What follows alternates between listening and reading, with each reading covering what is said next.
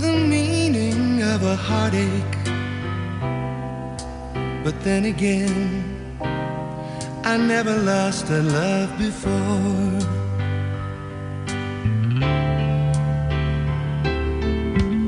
Somewhere down the road, maybe all those years will find some meaning. I just can't think about them now or live them out anymore. It is an all-request Friday on the show, and your theme, because this past Monday, which to me feels like a month ago, I don't know about you, but this past Monday was Blue Monday, or so they say.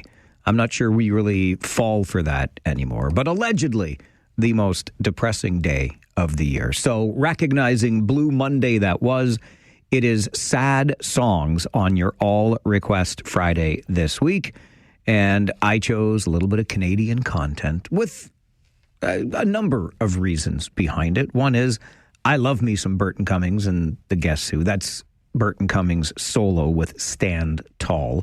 Remember that song vividly from being a kid. I don't know why it stood out to me so much then, but it did.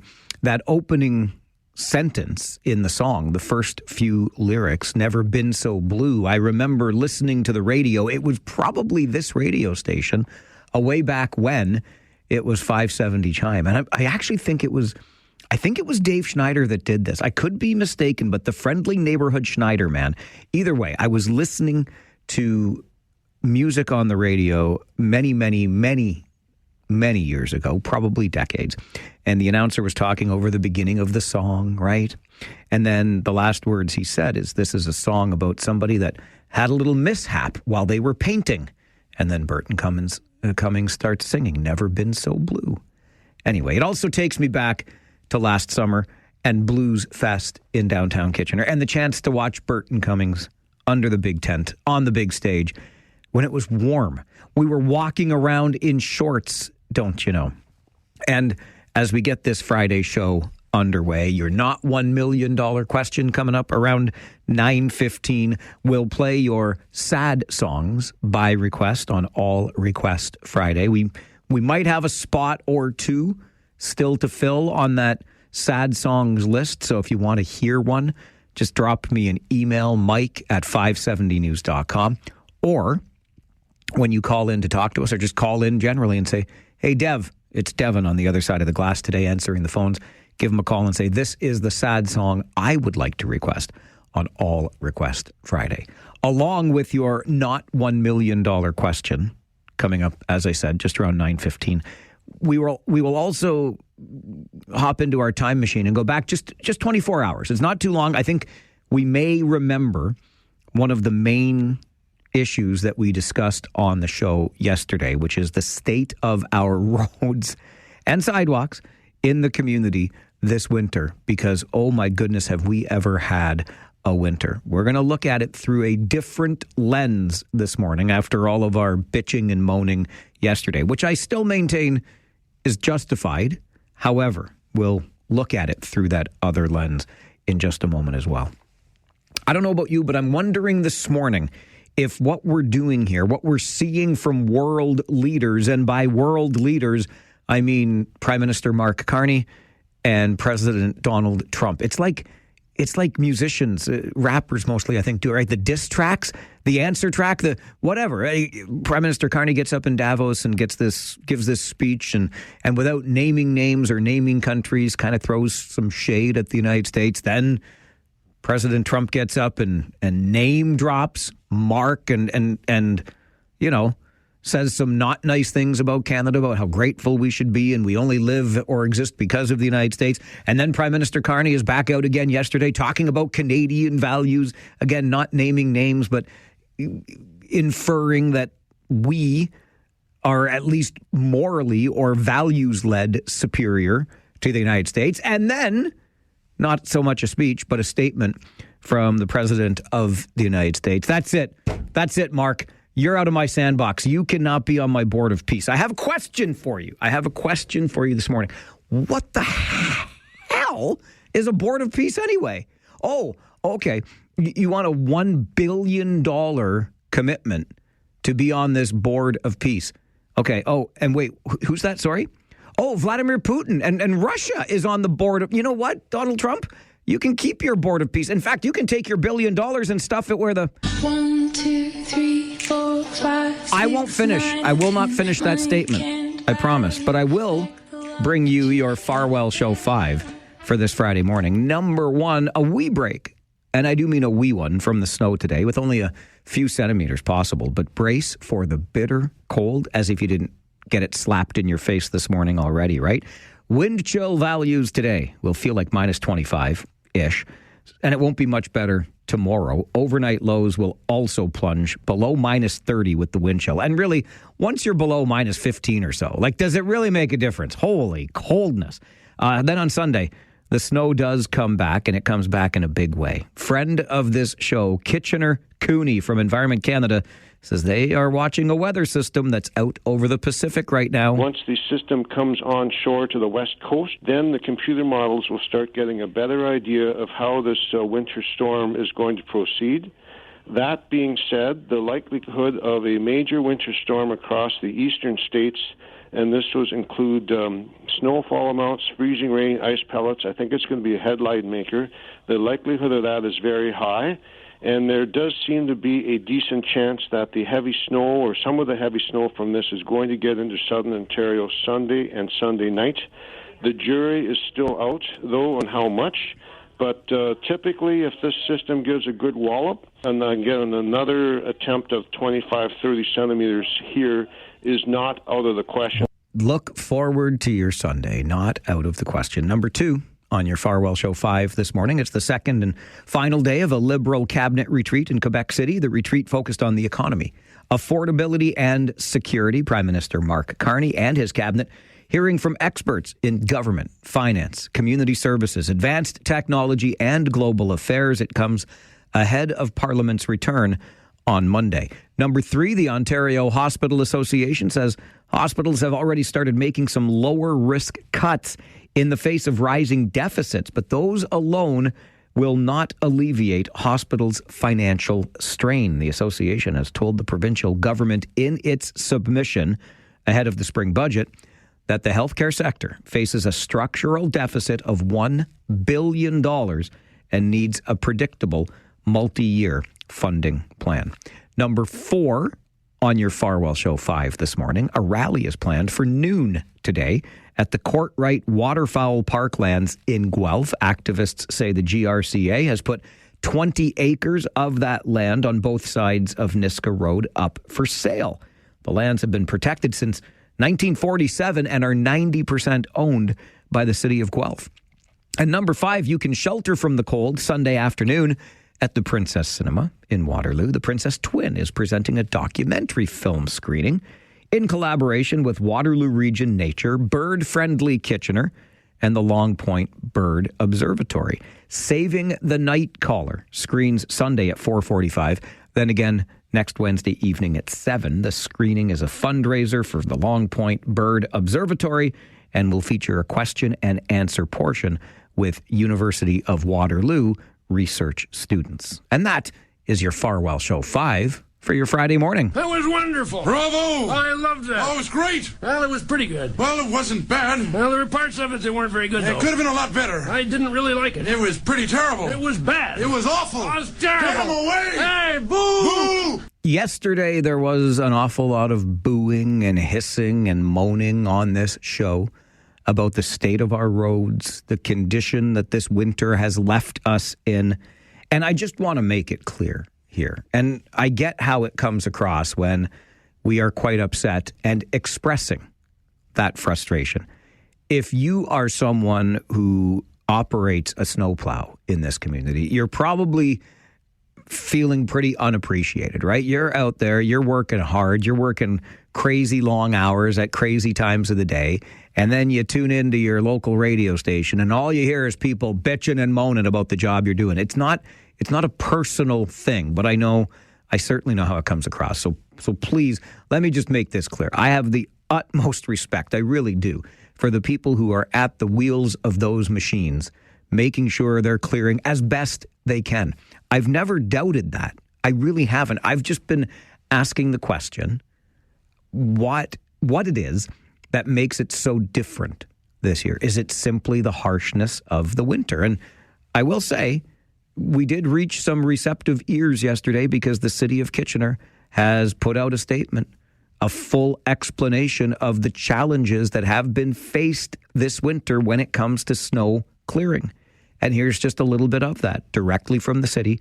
Kitchener typically experiences 5 snow events from November through April every year. This winter, Kitchener's first full plow response occurred on November the 9th, with the first snow event following on November the 27th.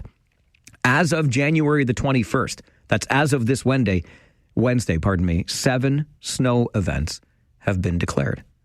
We typically get 5 all winter. We've already had 7, and you can bet your bottom dollar that there will be another snow event declared on Sunday going into Monday when we get that massive storm that's coming. So this is helpful, City of Kitchener. It helps us understand, and they go on to detail the full complement of plows that have been out there, how they are using every available resource, et cetera, et cetera.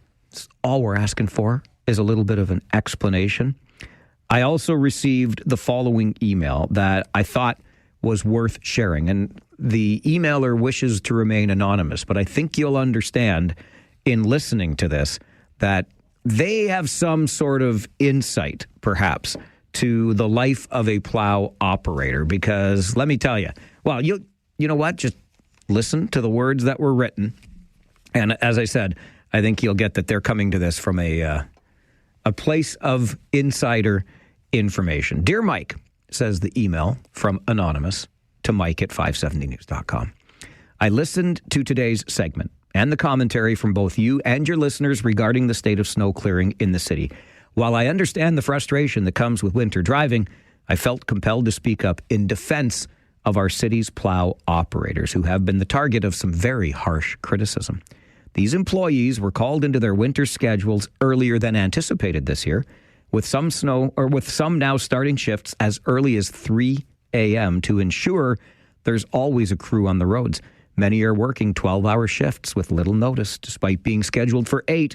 They showed up on Christmas Day, New Year's Day, and will undoubtedly be there on Family Day as well, all while sacrificing time with their own families. They've been working tirelessly with very few days off. There are also many practical realities that slow snow removal and are completely beyond the driver's control.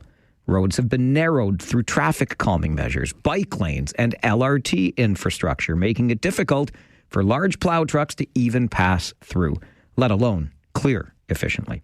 During the most recent snowfall, operators were repeatedly blocked by vehicles stuck on hills and in narrow streets. In many cases, the drivers chose to stop and assist stranded motorists so that they could eventually complete the route, further delaying progress but helping residents in need. Parking bans are frequently ignored, preventing plows from accessing curb lines. Some residents confront operators directly, sometimes aggressively, while they're simply trying to do their jobs. In recent weeks and months, plow drivers have been sworn at, flipped off, had objects thrown at their vehicles, and even physically obstructed. One individual reportedly laid down in front of a plow. Another jumped on the hood, requiring police involvement and extensive reporting, all causing further delays. There's also been criticism about salt application without much understanding that salt becomes ineffective below certain temperatures. A little education goes a long way, but it's often easier to direct anger than to seek information. Are the drivers perfect? Of course not. No one is. But they're working extraordinarily hard under increasingly difficult conditions, and they deserve respect, not ridicule. I suspect if most people had to work 12-hour shifts, starting in the middle of the night, in dangerous weather, while being verbally abused by the public, the perspective might change. Winter is exhausting for all of us, but our frustration should not be taken out on the very people who are doing their best to keep our city moving. Thank you, Anonymous, for the reminder. It kind of ties into the walk that Rosie, the pandemic pup, and I were having late last night. We got out for our walk late, but we got out for it a little after 8 o'clock. And I'm walking around the neighborhood, and the streets are snow covered. It's just simply, they are. Snowbanks are high because we're running out of places to put the snow. And I did think to myself, and Barb kind of alluded to this when she called yesterday too, saying we can't hire more, we can't buy more. We're just going to have to deal with this because it's winter. Do you have winter tires on your vehicle? Do you give yourself extra time to get to the places you need to get to? I think we have to keep these things in mind, right? It's winter, and it is exhausting for all of us. Imagine how exhausting it is to be the person at the wheel of the plow. So pack some patience, drive like a non-jack wagon, clean off your vehicle, give yourself extra time, and we're all going to get there. I will counter that email from Anonymous with a text I got from my buddy who lives in Oshawa and was in the city for an event yesterday in our city. And he texted me and said, I just got to my event, and along with my usual complaints about your roundabouts, do you have any snow plows in Waterloo region? This is direct. That's what he asked because he couldn't believe the condition of the roads. So there you have it. Just ahead of your not $1 million question this morning. Let's go to the phones. Jim, good morning. Hey, good morning, Mike. How are you doing this morning? Great, thank you. Good. Just calling about these snow days, or what they're declaring the emergency snow events. Snow events, anything over 8 centimeters, yes. Okay. I have a feeling municipalities are using these kind of to pass on liability, as there are some regulations on when they need to remove snow and at what depths and in what time frames. I think this is a lever that they have started to pull the last year or so to kind of circumvent and kind of shift that liability or buy them some more time in case there is a collision or something, or that snow is not cleared in those appropriate time frames. I think this has been a lever that municipalities have started using more and more the last 3 years, I would say.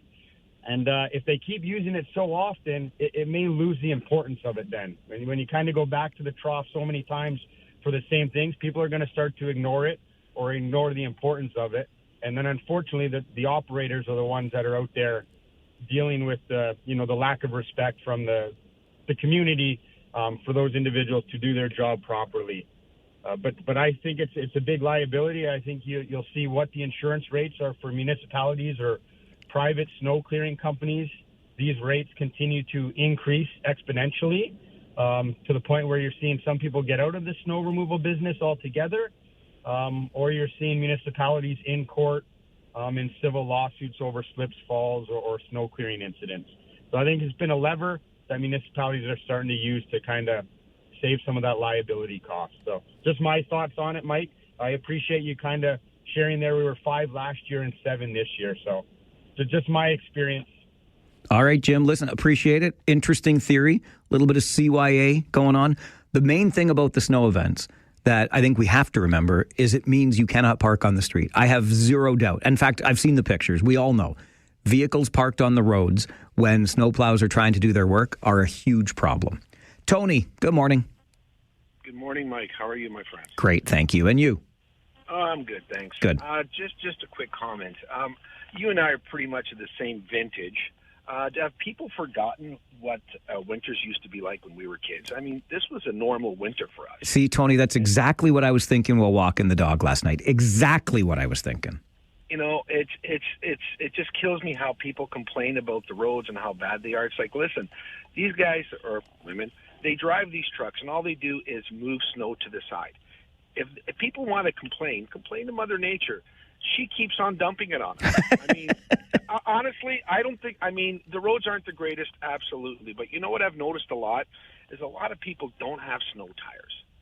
You know, go through the expense, buy a set of snow tires, and believe me, it makes all the difference in the world. I used to be that guy that used to drive with all seasons and say, yeah, you're crazy. Well, I'm of the converted. Folks, have a little bit of patience and give these plow drivers a break. They're doing the best they can with what they have. Anyway, Mike, have a great day, buddy. Thanks, Tony. You nailed it. That's exactly what I was thinking when I was walking the dog last night, looking at the snow-covered roads, because I'm a man of a certain age. And 40-odd years ago, do you know what I was doing? Not what I would have been, what I was doing on those roads. I was having a blast in my father's car right? Fishtailing, doing donuts, because they were always snow covered. This is what we used to get. Where did this expectation come from? That it must be perfectly clear, bone dry all the ding-dang time. Put on your snow tires, or your winter tires, pardon me, like Tony suggests, and learn to manage and navigate in the inclement weather. This is what winter looks like. Okay, speaking of winter, that is the theme of your not $1 million question this morning. I couldn't resist it when I came across it. Let's see if you can earn our undying admiration by getting the answer right. 68% of people say this is the biggest fib they tell on a major snow day.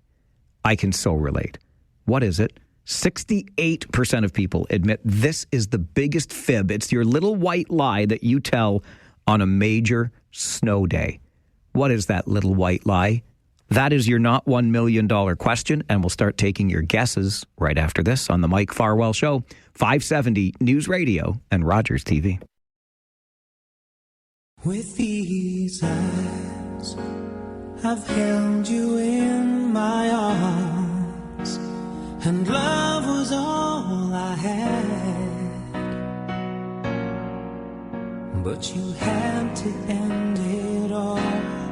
With these eyes, I've stood out in the rain. I've listened for your call that never came at all. With these eyes. Oh, classic from Rock Voisine for Donna. Farwell's Force member number 210 on this All Request Friday. Sad Songs edition. Fridays also mean our not $1 million question. If you think you know the answer, just give us a call. We'll have some fun playing the game. 68% of people say this is the biggest fib they tell on a major snow day. Elma, good morning. Good morning, Mike. How are you? I'm excellent, thank you. How are you? I am following 8 snowplows doing their job, clearing off Highway 7, watching people trying to cut them off. Of course they are. People are such jackwagons sometimes, but really not are. you, Elma. Good job. Yeah, no, I'm just laughing because these people are working hard. They've got such a great system, and everybody and their dog thinks they can just zip in there and cut them off. You're right. You're right. But anyway, my guess is that most people are saying, I'm a good winter driver. Alma, I bet you there's more than 68%. That's a great guess. Not the answer we're looking for, but thanks for playing. All right. Have a great day. You too. Stay safe out there following those snowplows.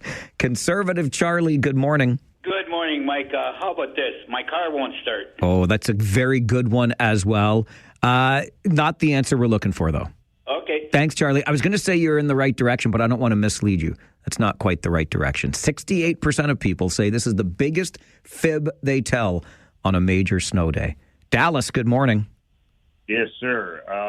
I can't get out of my driveway. Well, we can't. I bet you 100% of people are saying that right now, but not the answer we're looking for. Fair enough. But I have one more quick comment. All right. I got to get to news, so make it as quick as you can, please. Okay. As far as these people complaining about the plows and such, I asked the question, how many times did they have to shovel their driveway last week? Probably 5, maybe 6. Well, the plows are doing the same thing, aren't they? That's a great point, and they're doing it for a huge network of roads. Keep your cars out of their way. Don't cut them off on the highway. We'll all get there safe. We'll take more guesses on our not $1 million question after 9:45. 68% of people say this is the biggest fib they tell on a major snow day. After this update from the 570 News Center, he's not running for his life, but for his wife. We'll tell you the story on the Mike Farwell Show, 570 News Radio and Rogers TV.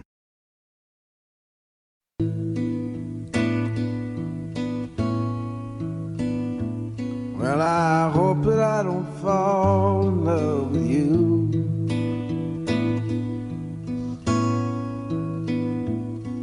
'Cause falling in love just makes me blue.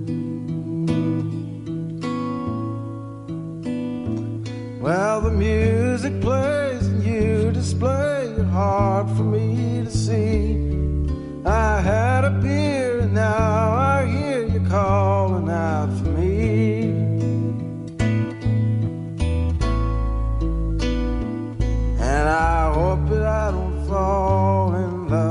with you. That is Tom Waits. That's the song, I Hope That I Don't Fall in Love with You.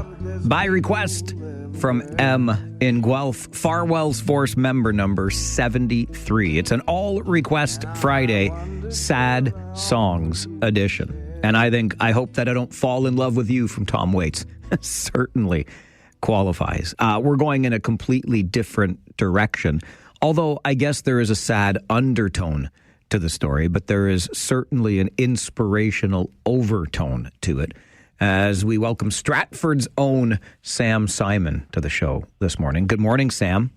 Good morning, Mike. How are you? I'm well. Excellent. Thank you for taking time. I know you're very busy on your station where I can tell you about my epic adventure and why I'm doing what I'm doing. Well, I'm happy to do so because these are just the kinds of stories we're always looking for. You plan, Sam, to run 251 kilometers from Stratford to Tobermory. Why are you doing that? The reason why I'm doing that, Mike, is so my wife, she's my life partner. She's the strongest woman I know, and she's beaten cancer, breast cancer, twice, but it's come back a third time, and it's a metastasized, and she has terminal stage 4 cancer, and watching her going through what she's going through and fighting daily, it's, to say the least, it's so inspirational, and it's been a real challenge for me and my family. And I'm not a professional runner by any means. I plan to do this run to raise monies and awareness. 100% of the money raised is going to go to 3 charities that she are near and dear to her heart that have helped her, and we can get into that if you'd like. And I'm just doing I'm going to be running basically a marathon a day from my front door to Tobermory because the Bruce Peninsula holds a special place in her heart.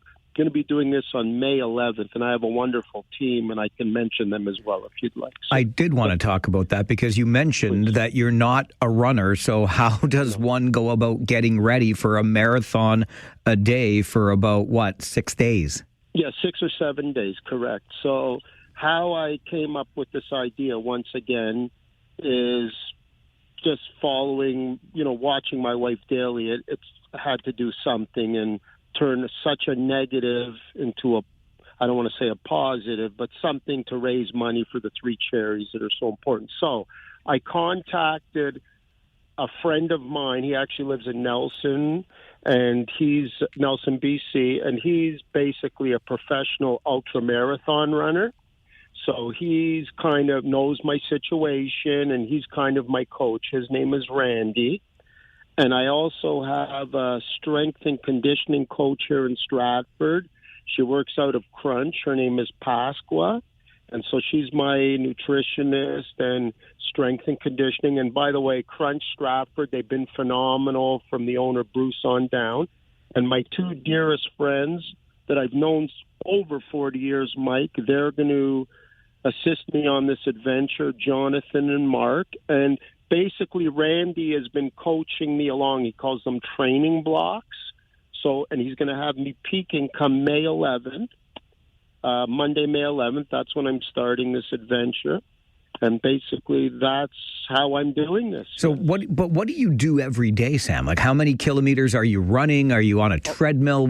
How do you get ready for this? So, listening to your show, you see the snow outside, and in Stratford, we get around the same. So, basically, right now, I'm at Crunch Fitness, and I'm running on a treadmill. So we have I'm running 7 days a week, and my coach, we started this about 4 months ago. For example, the other night I ran 10.5 miles on the treadmill. Last night I ran an hour, around 5 miles. So he has a run schedule for me. He calls it Time on Feet. And then in February, the new training block is going to come where he's working me up.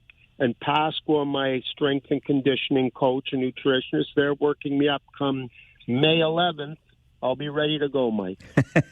I want you to know, Sam, that Pasqua, Coach P, sent me a message yesterday and wanted me to make sure you knew what an inspiration you are to her and other members of Crunch Fitness. So good job. Thank you very much. Thank you very much. You mentioned those 3 charities, Sam. What charities will your effort be supporting? Okay. Well, these are the 3 that my wife deals with. She's a very private lady, but I've actually spoken with all 3, and they're behind it. It's Verspeten London Health Sciences, the Verspeten Cancer Hospital. That's where my wife gets her, pain treatments and her treatments. So it'll be Verspeten in London. It'll be the Stratford General Hospital, specifically the Emerge Department.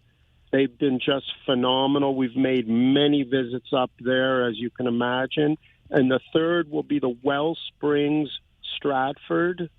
They're, an organization that is just phenomenal as well with, helping out families and, going through this. And so those are the 3 charities, Mike. You started a GoFundMe, Sam, with an initial fundraising goal of $4,500. I just took a look at it, and you are now up over $8,000 raised. Isn't that unbelievable? So I want to, if you could, may I mention how they get to my GoFundMe, Mike? Absolutely. Please do. So my name is Sam with 2 M's. So if you went to, Google and you punched in Sam, S-A, MM, and Simon is SIMON, and you just punched in the GoFundMe, you would see it, and I don't take it for granted. The GoFundMe's been up a little over 3 weeks, and I know in this tough time in the economy and money doesn't go far, and I am blown away by dear friends in Toronto. I have a lot of friends. That's where I grew up, although I've been in the region for over 20 years now, and Stratford and KW and just the Southwest Ontario region is just, I'm blown. I don't take it for granted. I didn't think I would love to raise as much as I can, Mike, but I'm in shock every day. So I keep upping it. I put an initial thing of like $3,000 because if I could do that and get each charity, I'd be thrilled. And 100% of the money is going to these charities.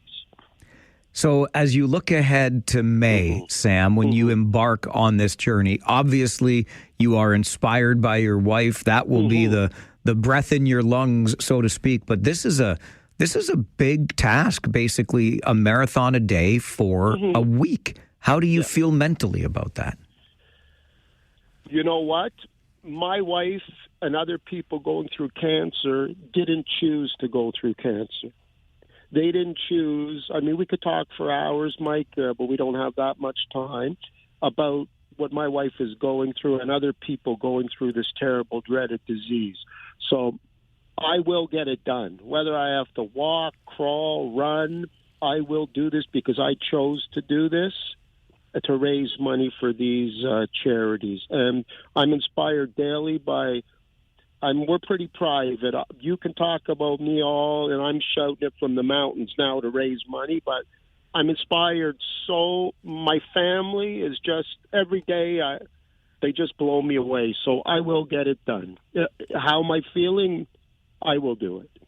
I love the optimism and the determination, to be sure. Sam, best of luck, continued success with your training, and thanks very much for making time for the show today. Mike, and I thank you very much, sir. Enjoy your day. Bye-bye. And go Kitchener Rangers. You got that. It's game day, baby. Sam Simon joins us in honor as a tribute to his wife, who is battling cancer again. He is going to run 251 kilometers, planning to do a marathon, 42 kilometers, every day for a week, starting in May, from his home in Stratford up into Tobermory, because Bruce County and the Bruce Peninsula have a special place in their hearts. In many of our hearts, doesn't it? We all know the Bruce pretty darn well. Love it up there. But Sam is going to do this to raise money for 3 different charities. He thought if he could raise $1,000 per or $3,000 overall, that would be great. He upped it to $4,500. He is well past that. Now has a goal of $10,000. He's over $8,200 as we speak this morning. If you just Google Sam Simon, Sam with 2 M's, and then GoFundMe, you'll get to his page. There are not many better reasons to do something like this other than for the love of your life. It's a great story. I'm so glad we could share it. And I think, I'm not trying to cop out on work here on a Friday, but that kind of double dips as our daily reminder that not everybody is a jackwagon, right? Because Sam Simon is certainly not a jackwagon. Leaving his home in Stratford in May to run 251 kilometers up through Bruce County and the Bruce Peninsula to Tobermory to raise money for cancer charities. There you go. Put Sam's name, Sam with 2 M's, Simon, into the Google with GoFundMe, and you can get to his fundraising page. And this is right in our neck of the woods, just down Highway 7 in Stratford. We can help out as well. All right, we're going to take a break. When we come back, we will take more guesses to the answer for our not $1 million question this morning. And how could we not relate to this? The major snow day. 68% of people say this is the biggest fib they tell on a major snow day. What is it? What is the biggest fib that almost 7 out of 10 of us tell on a major snow day? James sends an email to Mike at 570news.com. I'm working from home. Not the answer we're looking for. Mike emails. They love the snow. The fib is that we love the snow. Also, not the answer we're looking for. And Nathan via email to Mike at 570news.com. 68% of people fib about not being able to make it into work, i.e. they can't leave their driveway. Also not the answer we're looking for. What is the fib that 68% of us tell on a major snow day? That is our not $1 million question this morning. If you think you know the answer, give us a call. This is the Mike Farwell Show on 570 News Radio and Rogers TV. Beth, I hear you calling, but I can't come home right now. Me and the boys are playing, and we just can't find the sound. Just a few more hours, and I'll be right home to you. I think I hear them calling. Oh, Beth, what can I do? Beth, what can I do? It is an all-request Friday, Sad Songs edition. And Heather, Farwell's Force member number 92, wanted to hear Beth by Kiss. Heather's email says, it's a sad song because Beth is lonely and waiting for her man to come home, and he thinks staying out with the guys is better. Well, I think she should find herself a better guy.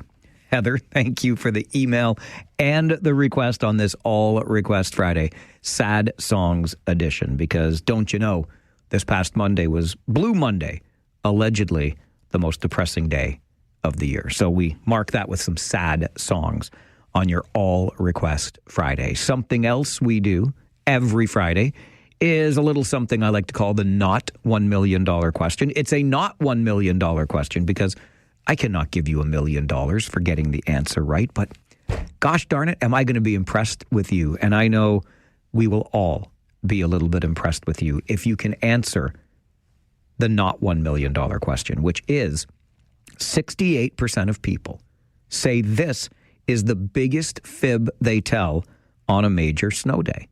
What is it? And I feel this answer in my bones. I believe it with every fiber of my being. 68% of people say this is the biggest fib they tell on a major snow day. What is that fib? I got a fantastic guess in the inbox from Randy, but phone lines are open to you. If you think you know what the biggest fib we tell on a major snow day is, 519-570-2545, star 570, and 1-800-570-5715. Ron's email to Mike at 570news.com. My kids are stuck at home, and so am I. Not the answer we're looking for. Andrea's guess via email again is they're sick. I'm too sick to come to work. I'm sick of snow. Also not the answer we're looking for. Good guess, though. And I love this one from Randy. How many neighbors they help clean snow for? Oh, I like that. I'm the neighborhood hero of snow clearing. I did this many extra driveways. Not the answer we're looking for, but I really like your creative thinking on that one, Randy. I do have a neighbor that clears like 4, maybe even 5 now, different driveways every snowfall. He is a machine, and he does it by hand for the most part. Anyway, not the answers we're looking for. A lot of people thinking about not getting out of their driveway, taking a sick day. No, not what we're going for. Let's go to the phones, see if we can find the answer there. LaQuisha, good morning. Good morning. How are you? I'm very well, thank you. How are you? I'm good. Just on my way to work. Well, as long as you're good going to work, LaQuisha, that's good to know. Yes. Okay, do you think you know what 68% of people fib about? The biggest fib they tell on a major snow day?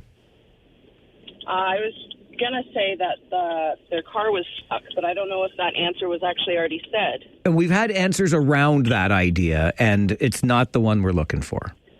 Okay. Okay. You get to work safe, and thanks for playing along. Thanks. Have a great day. You too. Bye-bye. 68% of people say this is the biggest fib they tell on a major snow day. What is this fib? Is this Lamaya? Linnea. My apologies. Good morning. Good morning. I think that they're not cold. Oh, I like that one too. Somebody else said something similar, that they love the snow. Not the answer we're looking for, but good guess. Good guess. Thanks for playing along, Lamaya. 68% of people say this is the biggest fib they tell on a major snow day. And Jeff sends in the same thing via email to Mike at 570news.com. It's not that cold. Nope, not the answer we're looking for. I really do. I believe this one in my heart of hearts. I really do. Mike is on the phone. Good morning, Mike. Good morning. They say that they love it. I love where you're going with that, and that would be a lie, wouldn't it? But that's not not the answer we're looking for, though. Thanks, Mike. All right, Mike. Appreciate the call. We're a minute away from giving the answer, but Rock and Ronnie is on the phone, and when Rock and Ronnie is on the phone, you answer. Morning, Ronnie. How you doing there, Farzy? Good, Weebs. Good. How about you? You're making good. You're making me sound too important, and I'm not. No, you are. When I see Rock and Ronnie on the phone line, we got to answer. Okay. 68% of people, Ronnie, this is the biggest fib. Pardon? Sorry? This is the biggest fib they tell on a snow day. What is it? Okay, well, in your mind, you're thinking of Snowmageddon. You know, like you're thinking it's worse than it really is. You make it out to be worse than it turns out to be. Yeah. Not the answer we're looking for, bud. All right. Thanks for calling. Rangers, Go Rangers. You know it, Ronnie. You know it. 68% of people say this is the biggest fib they. Okay, fine. Lisa is on the phone. I'm gonna squeeze in one more. I'm gonna pay for it. The boss is gonna get mad, but we're gonna do it. Lisa, good morning. Good morning. What do you think? 68% of us say this is the biggest fib we tell on a major snow day. We were in a fender bender. Oh, not the answer we're looking for. Okay. Okay, but thanks for calling. Okay. Have a great day. Bye-bye. That one, see, word to the wise here. That one's hard to hide. Like what, you get your car fixed by Monday? Or whenever you drive back to work the next day? They'll be looking for the scratches and the dents. No, I'm afraid the answer we're looking for, the biggest fib we tell on a major snow day, I'll leave early. You tell yourself that the night before, right? So test yourself on Sunday. We're getting walloped by winter. Are you going to leave early on Monday morning? Are you telling yourself that you'll leave early on Monday morning? And then will you leave early on Monday morning? No. You'll just go outside, haphazardly clean off your car, and then drive like a jackwagon because you're late. 68% of us, the biggest fib we tell on a major snow day is that we will leave early. This is the Mike Farwell Show, 570 News Radio and Rogers TV. Laura and Tommy were lovers. He wanted to give her everything. flowers, presents, and most of all, a wedding ring. He saw a sign for a stock car race, $1,000 prize it read. He couldn't get Laura on the phone, so to her mother, Tommy said, "Tell Laura I love her. Tell Laura I need her." Oh, it gets you right in the feels, doesn't it? It's an All Request Friday Sad Songs edition. And my buddy Peter wanted to hear Tell Laura I Love Her. We just put Peter on the list of Farwell's Force members somewhere here, too.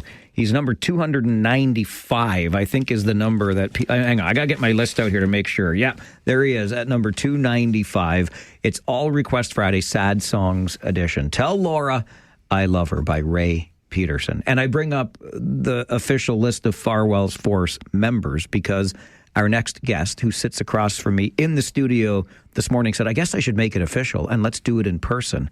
So we have just made Chuck Temple Farwell's Force member number 296. Welcome to the studio. It's been far too long since I've seen you. Good morning. Yeah, thanks, Mike. Thanks for having me on the show. Yeah, I haven't seen you for years. And as I said, I reached out to you. I said, hey, love to see you again. Haven't seen you in a long time. So you're doing great work here at 570. Well, we walk in many of the same circles, you being a retired teacher and me coming from the family of educators. So I'm the black sheep, as you can tell, Chuck. Yeah. It was supposed to work out for something far more prominent than this, but here we are. Well, I think you're doing the community a great service, my friend, so we appreciate you here. I'm more than happy to be able to do that in this community. But to the matter at hand, and you are here and you've brought with you a beautiful bunch of these books, Brady Brady and the Runaway Goalie, Brady Brady and the Singing Tree, Brady Brady and the Special Goal, Brady Brady and the B Team.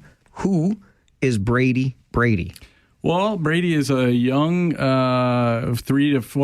about 7 years old. I guess Mary had defined him as about 7 years old. Brady started, I hate to date myself here, but it's we started that in about 2000. So Mary Shaw is the author, and she and I got together back in 2000. Dave Chilton, you've had him on your show here. His Wealthy Barber update is just behind you. He was the inspiration in terms of getting the two of us together. I was working on a project with Dave called the Wealthy Barber Calendar at the time, and when that ended, he got Mary and I. He said, "Hey, I know this girl who's written a book.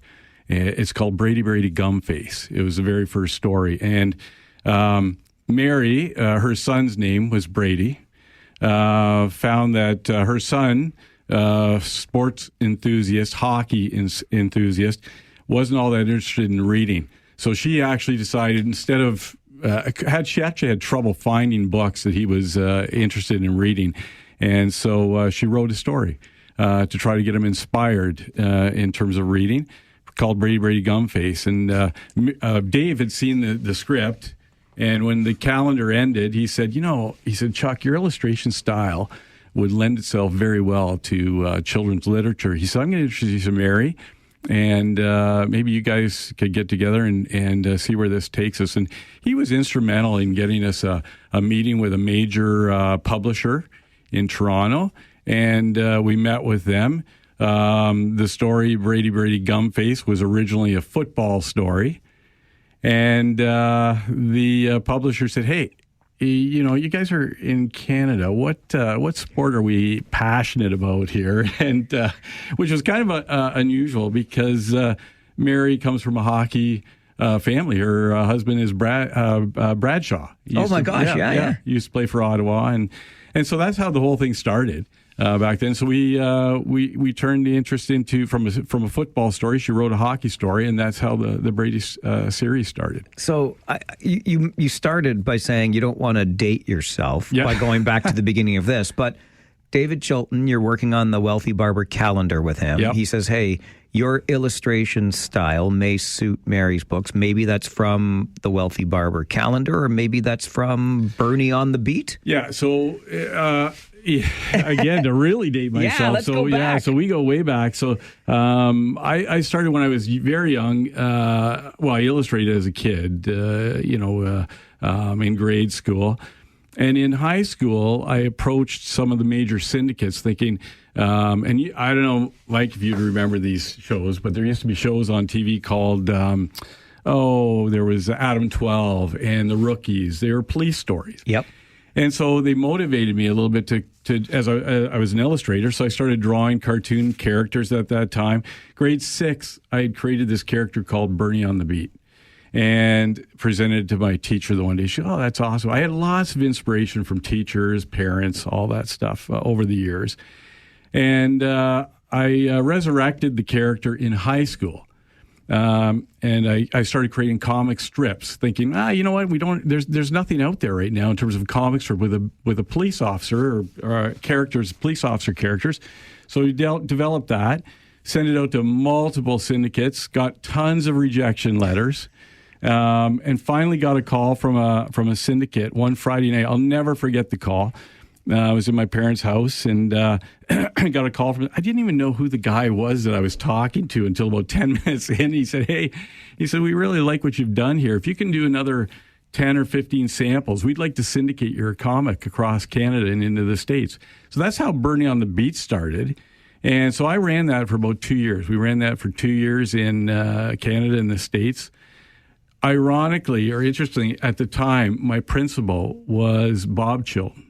Oh, my gosh. And that was Dave Chilton's dad. And I went on to teach art college. And after art college, I started at a firm. I was a graphic designer. And my boss at the time was Sue Chilton, which is Dave Chilton's sister. So at that time, she said, my brother has written a book. And wondering if you'd be willing to design the front cover of this book. It's called The Wealthy Barber. That's how I got to know Dave. It's fascinating the way all of these connections come together because of your art of sketching, drawing, etc. Yeah, and so Dave, well, it was interesting because then the book came out, and as you know, it just went crazy. It's been a huge success. Years after that, there was an individual that came up with this concept for the Wealthy Barber calendar, and Dave was looking for an artist. And I guess the really funny part about this story is I had done some work for Dave. I'd done a little bit of work on the front cover of the book, and I'd done a T-shirt design for him for a family event. And the years passed, and all of a sudden he started doing this idea for the Wealthy Barber calendar came up, and he was looking for an artist. And he approached Lynn Johnson. And I guess Lynn Johnson, I had written to her years earlier when I was... For Better for Worse? Better for Worse, the comic strip, correct, yeah. And so I had written to her. David approached her, and she said, no, she's too busy. But she goes, I remember there's an artist down in Kitchener area that... did this comic strip about a police officer. Dave goes, I know that guy. So he ended up approaching me, and that's how we started the Wealthy Barber calendar. Did that for 5 years. And then Dave said, when that came to a conclusion, he said, Mary has done this script, and you guys should hook up. And that's how the whole Brady Brady. So it's a really interesting kind of connection from one thing to another, Is it ever? And it feels like it's a made in Waterloo story. It really does. Very much so, yeah. So how does the relationship then work between author and artist? Mary had the script, right? Brady Brady Gumface, originally football, but that notwithstanding, you get the script in whatever form, and you start to sketch around that? Correct. Yeah. And I do that in schools now. So I go out to schools. Anybody that reaches out and says, "Hey, can you come and do a presentation to our school about how the process works?" So I'll read a Brady Brady book to an audience, and then I'll talk to them about a little bit of how the book is made, how an author and illustrator work together. But really, it's quite straightforward. I mean, Mary comes up with a script. It's usually in a Word format, like just a simple 2, 3, 4-page script. And then once I get, an overall concept of the book, I just start to take paragraph by paragraph. I start to look at it and go, okay, what visually would work with this? And so we start to draft up rough sketches. And that really is how the original Brady Brady started. When she did the Brady Brady Gumface, I did not illustrate the entire book. What we did was I illustrated a few pages out of the book and then presented it to the publisher. And that's what got their attention. They actually liked the character. They loved the theme, the sports-based theme. And from that point forward, with the alteration to the hockey-themed books, that's how the whole process started. When did you discover this talent that you had for drawing? Oh, I think it was early. My grandfather, he used to work at the Kitchen Record, and he was a linotype operator. So people won't even know what that means, right, in today's day and age. But basically, he would type the newspaper. And so that was when the Kitchener Record, I think, was on Duke Street in Kitchener, and then moved out towards Fairview there. But he used to bring home remnant pads of paper, just end sheets of newsprint. And when I would go over and visit my grandparents, he'd go, here you go, here's a pad of newsprint. And that's how the sketching started. I just started drawing, found I loved it. And just like everybody knows, when you're passionate about something, it's easy to put in hours and not know you're putting in the hours. And so I would draw and draw and draw, and just loved it. And of course, I got tons of encouragement from parents, from teachers, and it just kept me motivated. Brady Brady is quite the series. I was paging through as I was listening. I promise I was mostly listening, but it's just fascinating for me to look through and see the visual side of how you brought Mary's words to life in the books. But there's an awful lot in the collection here. Yeah, so we started with originally when we first got our contract with the publisher in Toronto. We started with, I honestly think Mary was originally thinking this was going to be a one-book thing with Brady Brady Gumface. And then they said, no, this has potential to be a series. And so the first two books, she wrote two books, Brady Brady and The Great Rink, and Brady Brady and the Runaway Goalie. Those are the very first two books. It's now progressed into it's 18 books, and we've got 3 hardcovers as well, collections. Now, you mentioned that Mary originally wrote this because her son wasn't all that interested in reading. What else will young people get, and families as well, from the Brady Brady series? Well, the series, it's sports themed, but I think what we get feedback from parents and from sports elites is that it's the lessons in the books that are just so critical. And I think in today's world, it's super important, I think, to kind of promote those things like hard work, teamwork, persistence, all those things, the stuff that you would typically learn out of a team sport, is what we're presenting in the books. Hockey players would tell you, as Mike, is that they learn so much more than just the game in a team setting. And these books really do teach kind of moral and ethical lessons. We're heading out on a road trip this weekend, Chuck. Yep. Maybe I'll take a few Brady Bradys with me and read to the boys on the bus. Terrific. What they think. Yeah, that'd be great. This is fantastic stuff, and I love the whole background of it and all of these Made in Waterloo connections. It's great to see you. Thanks for stopping by today. Thanks, Mike. And do you mind if I add, just if people want to reach me for presentations for schools, they can reach out to bradybrady.com or to Temple Tunes, and it's Temple with a TOONZ, TempleTunes.com, and they can book an appearance. I can come in and talk to the kids and the teachers about book creation. I hope somebody reaches out on that, because this has been a thoroughly enjoyable conversation. You present very well. So Temple Tunes, TOONZ.com. Correct. Or bradybrady.com as well. Yeah. Keep up the great work. It's fantastic stuff. Thanks, Mike. Thanks for having me. Appreciate it. Chuck Temple joins us in studio illustrating the Brady Brady series. I've got a bunch right here. A couple of them are coming with me on the road with the Rangers this weekend. I'll tell you that. It's the Mike Farwell Show on 570 News Radio and Rogers TV.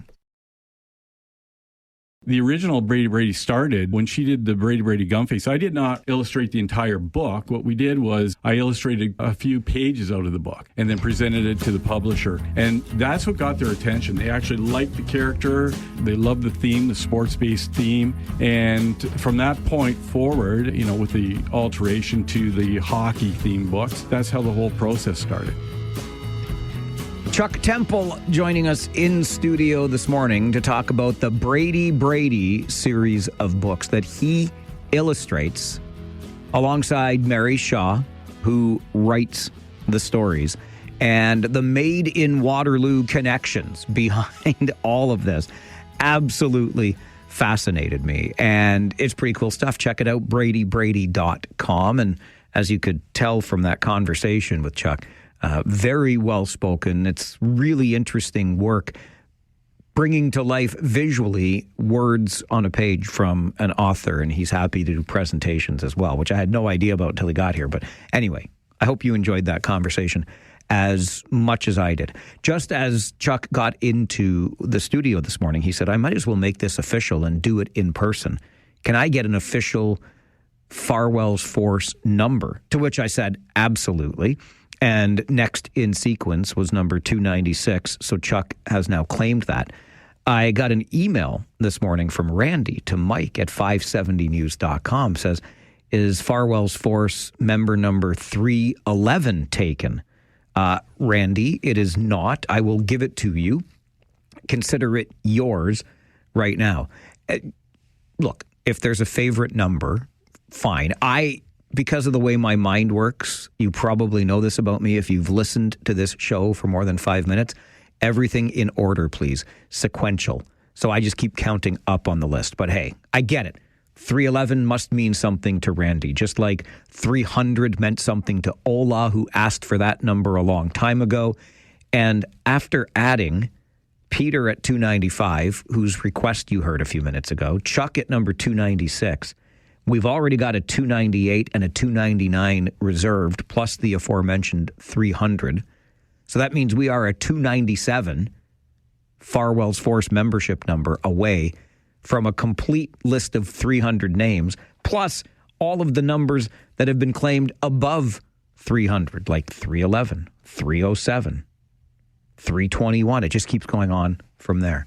If you are not yet a member of Farwell's Force, first of all, consider your life choices. Second of all, we are always welcoming new members to this growing community. Farwell's Force is a force for good, a force for change, and a force to be reckoned with. That's what we bring collectively. And all you have to do to become a member of Farwell's Force is listen to this show for 15 minutes. That's it. I mean, 15 minutes every day. Okay, it can be this 15 minutes or another 15 minutes. Heck, I love it if you listen for all 4 hours. That's my favorite thing, but all you have to do is listen for 15 minutes every day, and we will gladly assign you a number to be an official member of Farwell's Force. A force for good, a force for change, a force to be reckoned with. And if we add number 297 today, we've got from 00 George, our first number on the list, all the way up to 300 in sequential order, plus a bunch beyond the number 300 that wanted certain numbers for certain reasons. Hey, I'm here for you because you're here for me. 15 minutes minimum every day. You can drop me an email, Mike at 570news.com, or by all means, when you call in, just ask for your official Farwell's Force membership number. Oh, perfect. Arlene is on the phone. Hi, Arlene. Is this the first time you have ever called this show? It is absolutely the first time. Is this Mike Farwell? Yes! I'm looking Yes, at it is, you Arlene. with your white blazer on Thank you. and the black pen in your hand. I have to... And the coffee cup. The coffee cup is here too, yes. And look, I have a little Stanley cup as well. There you go. I am first-time caller, and I was just getting ready to go grocery shopping, and I thought, what's he talking about now? And I thought, I see the number there. How easy is that? It's so easy, Arlene. It's perfect. Where are you going to go grocery shopping today? You going to get any cookies? I want some cookies today. Well, I do know where the best butter tarts are. Oh, you do? You think so? Do you? Where are the? Oh, Hawksville. That's a yes. Okay, I've been, done. Yes, absolutely. Yeah, been there, done that. You betcha. Well, I live near Stanley Park Mall, so Okay. if I could climb a fence, I'm 4 minutes away. Very good. Very good. Yeah. Well, listen, Arlene, you have a safe trip to the grocery store, and thank you for being a first-time caller to our show. I also need you to know that I love those Rangers. I'm a lifetime member, and but I share tickets. So tonight is not my night, but I'll be there rooting for them. All right. Can I let you in on a little secret, Arlene? I love those. I love those Rangers too. I love them. I call them my boys. Fair. I love it. Fantastic. I'm old enough probably to be their grandmother, but at any rate, I still love them. All right. I got to get to the news center. Okay. You go do your grocery shopping. Okay. Thank you. Bye. Bye-bye. Buy some cookies. Okay. Hey, speaking of the Rangers, Coach's Show is next. It's the Mike Farwell Show. 570 News Radio and Rogers TV.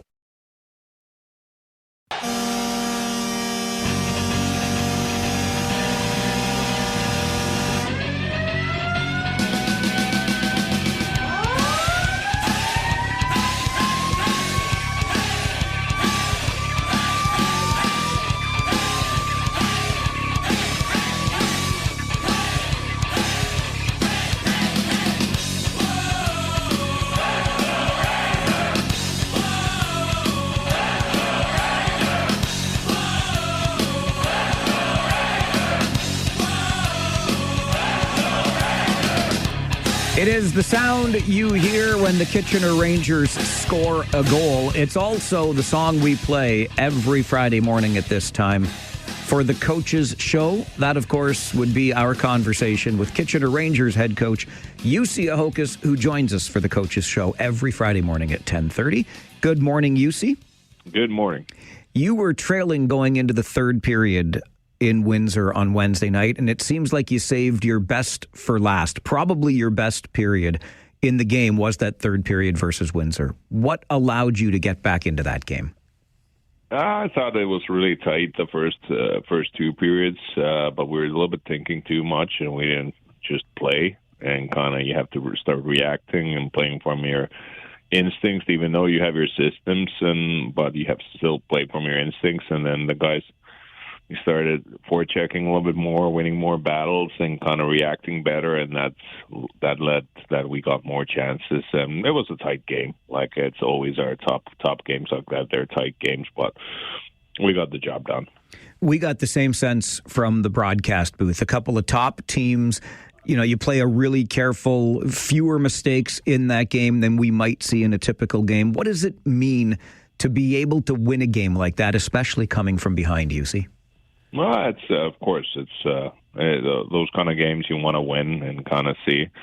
And we saw like Windsor's been top in our conference, and they have a good team, and now we know we have a good team, and it's you want to play a good solid defense, but it was like a playoff game. Like it's fun to play when game like that middle of January. So.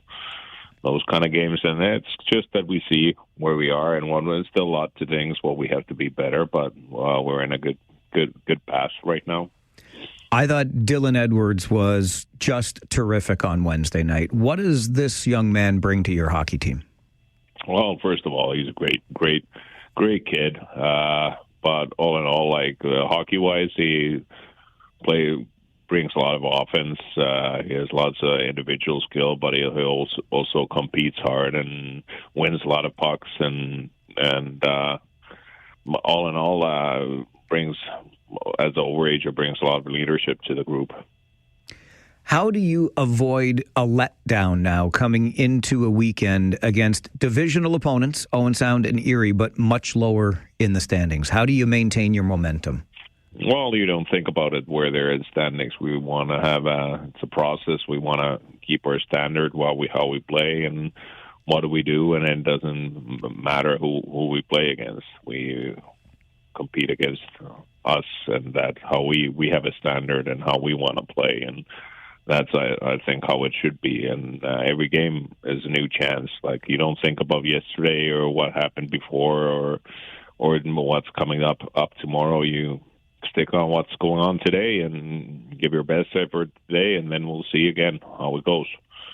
You mentioned the leadership that Dylan Edwards can bring, and of course you've got guys like Sam O'Reilly, Jared Woolley with your team now who have won championships before. How much do older players like that with that kind of experience help you maintain momentum and approach every game the same way? Well, of course, and Andonovsky also, Sherrod also, like all of them are 19, 20, and that's it brings a lot. And of course, with Riley and Woolley, they've seen what winning takes, so they're good voices to the room. And same, Ando's a huge part. Like, it's just that we have a standard how we play here, and they're helping it, and basically inside the room, it's really important you have those leaders. What do you expect from the Owen Sound attack tonight? Well, they're a hard-working team. They're good on offense, so we have to defend really well, and their power play has been also dangerous, so we have to stay out of the box for sure. And it's tight. It'll be a tight game, and we have to compete really hard. Always look forward to a Friday night at the rink. We'll see you there, UC. Thank you for this. All right. Thanks a lot. Okay. Thanks. Bye-bye. Bye. UC Ahokas is the head coach of your Kitchener Rangers. 5 wins in a row, trying to make it 6 tonight versus the Owen Sound attack. And then right back on the road we go to face the Erie Otters in Erie on Saturday. Just a further note. And of course, you know, your home of Kitchener Rangers hockey, right? This is it. This is the place. Josh Piercy and I, pregame coverage brought to you by Harris Law, starts at 6:30 tonight. Josh and I will bring you the entire game, all of the action, and then we're going to stick around and take your calls after the game on Rangers Talk. So everything you need when it comes to Rangers hockey is right here. Just on the note of staying disciplined and the leadership that UC Ahokas talked about Matt Andonovsky bringing, I know there were some questions. We got questions on Rangers Talk when Matt Andonovsky came back from the American Hockey League, and we had to make a decision. Well, the team had to make a decision on which overager to keep or which overagers to keep. Somebody had to go because we had too many, and some of you were concerned, well, Matt Andonovsky, sometimes he takes penalties, and, you know, that's not a good thing. We need discipline. And then, of course, Matt Andonovsky's first game back, he gets a 2-game suspension. But let me tell you, this was just my eye test. But what I saw on Wednesday night in Windsor was Matt Andonovsky turning the other cheek, and then the other cheek, and then the other cheek after. I didn't know he had so many cheeks to turn, but he seemed to me to be a marked man. Windsor was trying to get at him, get under his skin, and this guy just kept skating away. I know there was an offsetting minor penalty, but honestly, if you, from my eye test, again, what Andonovsky was forced to endure on Wednesday night and what he did not respond to, I thought was rather commendable. And just what a game all around. The Rangers down 2-1 going into the third period. They tie the game. Dylan Edwards, his second goal. So he scored both Rangers goals to get them to overtime, where they beat the Windsor Spitfires 3-2 for their 5th straight win. And wouldn't you look at the Ontario Hockey League standings right now? The Brantford Bulldogs continue to lead the Eastern Conference basically on percentage points or head-to-head versus the Ottawa 67s. They both have 67 points, and then the Barrie Colts in there at 64 in the East. And then it's everybody else. In the West, the Kitchener Rangers with 60 points are just 4 points back of Windsor and Flint, who lead the Western Conference at 64 points apiece. But both teams have played more games than the Kitchener Rangers. Flint has played 2 more games. Windsor has played 1 more game. And as you know, the Rangers have 3 more games left versus the Windsor Spitfires this season. We're sitting right there, second place, leading the Midwest Division with 60 points. That's a 7-point lead over the London Knights in the Midwest Division. And believe it or not, it is 20 more points now than the Owen Sound Attack, who came out of the gates. They were a rip-roaring team, the Owen Sound Attack, early in the season. But the Kitchener Rangers are now 20 points ahead of the Attack, who come in exactly opposite the Kitchener Rangers. 5 losses in a row for the Owen Sound Attack. And the Kitchener Rangers are trying to extend their own winning streak to 6 games tonight. Owen Sound just 1 win in its past 10 games. But there is no easy game. It may look one way on paper, but the Owen Sound Attack, always bring a big effort. And then, as I said, after the home game tonight, we're off to Erie to take on the Otters in Erie tomorrow. There were 3 games in the Ontario Hockey League last night. Barrie picked up a 5-3 win over Niagara. The North Bay Battalion get a goal from Caden Petrie in overtime to beat the Brantford Bulldogs 5-4 up in North Bay. And don't look now, but these Saginaw Spirit in the Western Conference are starting to make some noise. They beat Peterborough last night 4-1, and Saginaw has now passed both Owen Sound and Guelph in the Western Conference standings. They're a point ahead, in Saginaw now in 6th, Owen Sound in 7th, and Guelph in 8th. Just 6 games. That's a bit of a light schedule, at least to my eyes, in the Ontario Hockey League tonight, along with the Rangers being at home to Owen Sound. Guelph is at home to the Erie Otters, so Erie is here in this part of the world, heading back home. The Rangers obviously were at home, and then heading down to Erie, so both teams will have the same travel schedule as Guelph hosts the Erie Otters tonight. And as we look at the leaders in the league points-wise, we see Nathan Aspinall of the Flint Firebirds continuing to lead the OHL with 62 points. The most goals is Brantford's Merrick Van Acker, but right behind him, just 2 goals behind, is Kitchener's Jack Pridham. Van Acker with 31 goals, Pridham with 29 in the goal-scoring race. And wouldn't you look at this in the assist category? Number 1, Kitchener Rangers, Christian Humphreys with 39 assists. Windsor's Carson Woodall also has 39, but Humphreys right there at the top of that category for your Kitchener Rangers. We also have 6 games in the GOHL tonight, including Cambridge on the road tonight in St. Catharines. The Siskins will be in St. Mary's to take on the Lincolns. Listowel is home to Kamoka, and Stratford will host Strathroy tonight in the GOHL.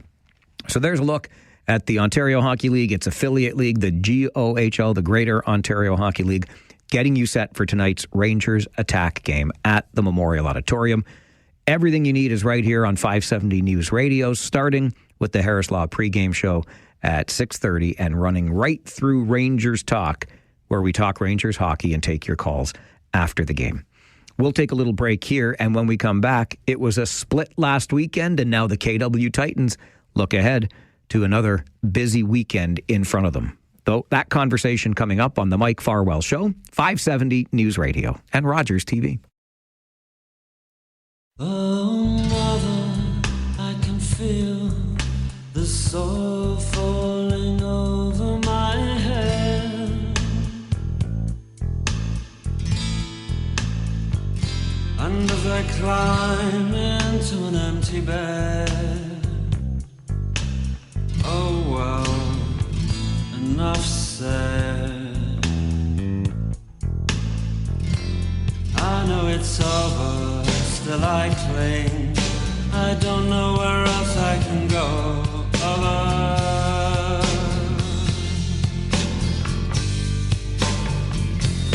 Oh, mother, I can feel.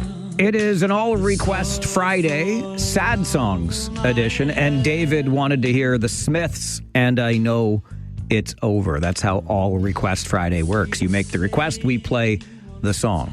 And it is a busy weekend coming up, not just for your Kitchener Rangers, but for your KW Titans as well. On the road tomorrow to take on the Windsor Express. Back home Sunday to face that same Express team. David Schooley, co-owner of the team, joins us on the show. Good morning, David. Good morning, Mike. How are you? I'm excellent, thank you. How about you? I'm looking out the window, and it's just like summer here. I like your optimism, and I like the view you have outside your window.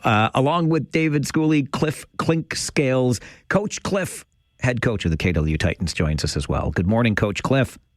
Good morning, Mike. I appreciate you having us again. It's a pleasure. It is always a pleasure to talk to you, Coach. And I wanted to start with you. A 7-2 start to this season for your Titans. What's got the team playing so well this season?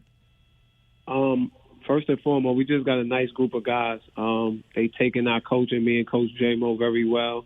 They working hard. They get along. And the most important, the best thing about our team this year is our depth. We carry a 12-man roster with 2 reserves, so we 14 deep. And still not one game yet. We've been fully healthy with our best 12, but that's the best part, the grind of the season, next man up mentality, and everybody get an opportunity to play. I mentioned the split last weekend. You pick up a win over Lake Erie, but you lost a close one to the Sudbury Five. That's the leading team in the BSL, those Sudbury Five. What do you have to do to catch those 5? We just got to try to be 1% better each day. Just worry about ourselves and never skip a day and never try to cheat the grind. Sudbury's the defending champs. They're a very good team. They came in our house and got one. And so now all we could do is worry about the next game in front of us. So right now it's we worried about the Windsor Express tomorrow at their place, who's hungry for a win. So that's the next important game for us. David, I know on Sunday when the Windsor Express come back to the Kitchener Memorial Auditorium for the game with the Titans, it is the superhero game in support of Children's Miracle Network. Yes, we're excited about that. We're welcoming them back again this year. It's an organization that's near and dear to my heart. I know that it is because you've long been a supporter. Why is it so important to you, David? Well, you know what? If you look to your neighbor, your brother, your sister, somebody, if you're fortunate enough to not have ever used one of those hospitals, you're fortunate. But we did early on. My son was in his very first ride was in an ambulance to the London hospital. Why is it important, David, for you as the co-owner of this team to make sure that with each home game, you've got a little something to give back to the community? You know what? It's such a great platform. We're putting on the best basketball outside the NBA, right? And we're doing that on a regular basis. We want to try to attract as many people as we can and give them something to take home with them.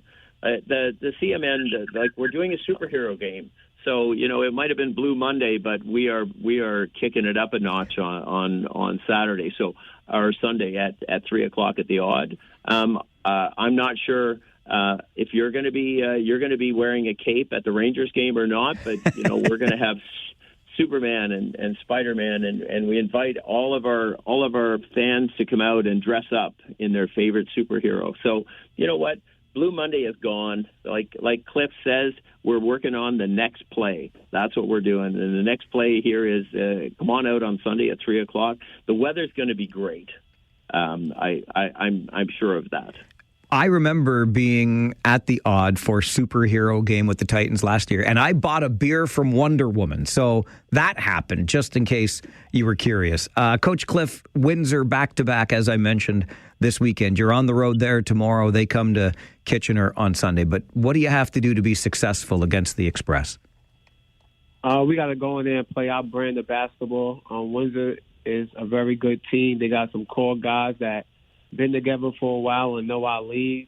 And also they got a great coach of Bill Jones who's been around this league since it started. So we just got to go in there, play with some toughness, try to control the glass, and just make sure we take care of the basketball. That's the main part. Take care of the basketball and play our brand and style, and I think we'd be okay. You talk about playing that brand, the Titans brand of basketball. Just so fans know, when they're coming to a KW Titans game at the Memorial Auditorium, Cliff, what is the Titans brand of basketball? Great question. We got 3 things that we want our fans to know and anybody that come out and support us. 3 things that is non-negotiable for us is make sure you have your lunch pail, your hard hat, and your tool belt. So just every game we're going to work hard, play together, and just be a team that when they come out and support us and spend their money, they understand it's a team that's laying everything on the line. I love that. And we love our blue-collar athletes in this community for sure. Best of luck this weekend, gentlemen, and thank you very much for being on the show this morning. All right. Thank you again, Mike. Always a pleasure for you having us and just supporting us and just us trying to get us out there so more of the people in the community know that it's a great brand of basketball here with a pro team and come out and support. Keep up the great work, Coach Cliff. Thank you. 3 o'clock on Sunday, Mike. Superhero. I'll be wearing my cape. We'll look forward to it, David. Thank you so much for being here. Yes, thanks, Mike. David Schooley, the co-owner of the KW Titans, and the man affectionately known as Coach Cliff Clinkscales, the head coach of the Titans, also known as the General. He played for the Halifax Rainmen and is the National Basketball League of Canada all-time assist leader. And Coach Cliff now leads the KW Titans into weekend action in Windsor tomorrow and then back home 3 o'clock Sunday afternoon at the Memorial Auditorium for the superhero game, Titans versus the Windsor Express. 7-2 are your KW Titans, second in the BSL, just behind the Sudbury 5. This is the Mike Farwell Show. It's Friday morning coming up on 11 a.m., and you know what that means. Your Friday 4 Roundtable is next on 570 News Radio and Rogers TV. No one knows what it's like to be the bad man, to be the sad man behind the blue eyes. No one knows what it's like to be hated, to be faded, to telling only lies. But my dreams, they aren't as empty. It is an All Request Friday, Sad Songs edition, and Mark wanted to hear some Guess Who and Behind Blue Eyes, and that's how it works. You make the request, we play it on All Request Friday, as long as you keep it within the theme of sad songs today. Fridays also mean our Friday 4 Roundtable, and what an opportunity we have this week. A brand new panelist for our Friday 4 discussions. So let's begin with a very warm welcome for Laura May Lindo. The name, I'm sure, is familiar. She was the MPP for Kitchener Centre. She is now an assistant professor in the Department of Philosophy and the director of Black Studies at the University of Waterloo. Oh, also, she's got her show Everyday Politics on Rogers TV Cable 20. Laura May, welcome to the panel. Good morning. Good morning. Great to have you here. And you've got a couple of grizzled veterans with you. David Marskell, CEO of the museum in downtown Kitchener, joins us today. David, good morning. Morning. And Philip Mills is with us as well. He is the CEO at Habitat for Humanity, Waterloo Region. Phil, good morning to you. Good morning. I am feeling grizzled this morning. We're going to need that grizzle for the weekend ahead with all the weather that's coming our way. Let's dive in, though, because there is much to talk about on our roundtable this morning. And since Laura May is new to this, we're going to give her first crack at topic number 1, which I'm calling, Laura May, the tale of two speeches. We had Prime Minister Carney getting a standing ovation one day, and then Donald Trump talking for 57 minutes the next day. What do you make of what we heard from those world leaders in Switzerland? Well, one of the things it reminded me of was my attempts when I was in office to get people to start to vote for things as opposed to against things. And so there was like a shift, I felt, with the Prime Minister's comments that reminded us that we could actually vote for things that we like and talk about what we want to create, as opposed to listening to the president speaking for quite some time about all sorts of things that people don't want, including him. He spent a lot of time talking about everything he didn't want and a handful of things that he wanted. That's where I'm at right now. All right. Phil, what are your takeaways from the speeches you heard this week? It's such a clear juxtaposition of the reality that we're living in right now. Like, there's something, listening to Carney was this sort of reminiscent of a time when I didn't hate politics. This idea of a statesperson, this idea of somebody that spoke both eloquently and coherently, was making a point that was worth making. It wasn't riling up bases. It wasn't playing to our baser instincts. It wasn't all of the things that I think irritate me. It wasn't like watching live social media where people just look for clicks and yell and hope for great things. It was thoughtful commentary that was meaningful and well-grounded and stuff that we need to hear, stuff we need to wrestle with as a country. Because that's kind of like, I want an adult in the room, and I want an adult to sound like an adult. I don't want an adult to sound like a teenager ranting on social media. And so somewhere along the way, I think that Carney's speech gave me, aside from pride for being a Canadian, like I think there's something to say like, hey, we have an adult. There's somebody in charge here that we ought to trust. They know what they're talking. And maybe we don't love all their politics, but that is a thoughtful man making thoughtful considerations about the reality of the world we're in. Juxtaposition with a person who doesn't know which country he's trying to talk about that he wants to somehow get hands on. Like there's just some sort of tension there. And so I think it really spoke to the realities that we're facing, but it gave me as a Canadian a lot of pride to be like, hey, we have somebody that knows what they're doing and that has, I think a really clear vision of the world that they're executing and trying to work within. And that was encouraging to me. Yeah, and I don't think you're alone in that at all, Phil, based on the reaction to Prime Minister Carney's words at the WEF. David, what are your takeaways? I thought it was unbelievable in a positive way for Prime Minister Carney. His speech is one for the ages. It was relevant. It was incredibly crafted.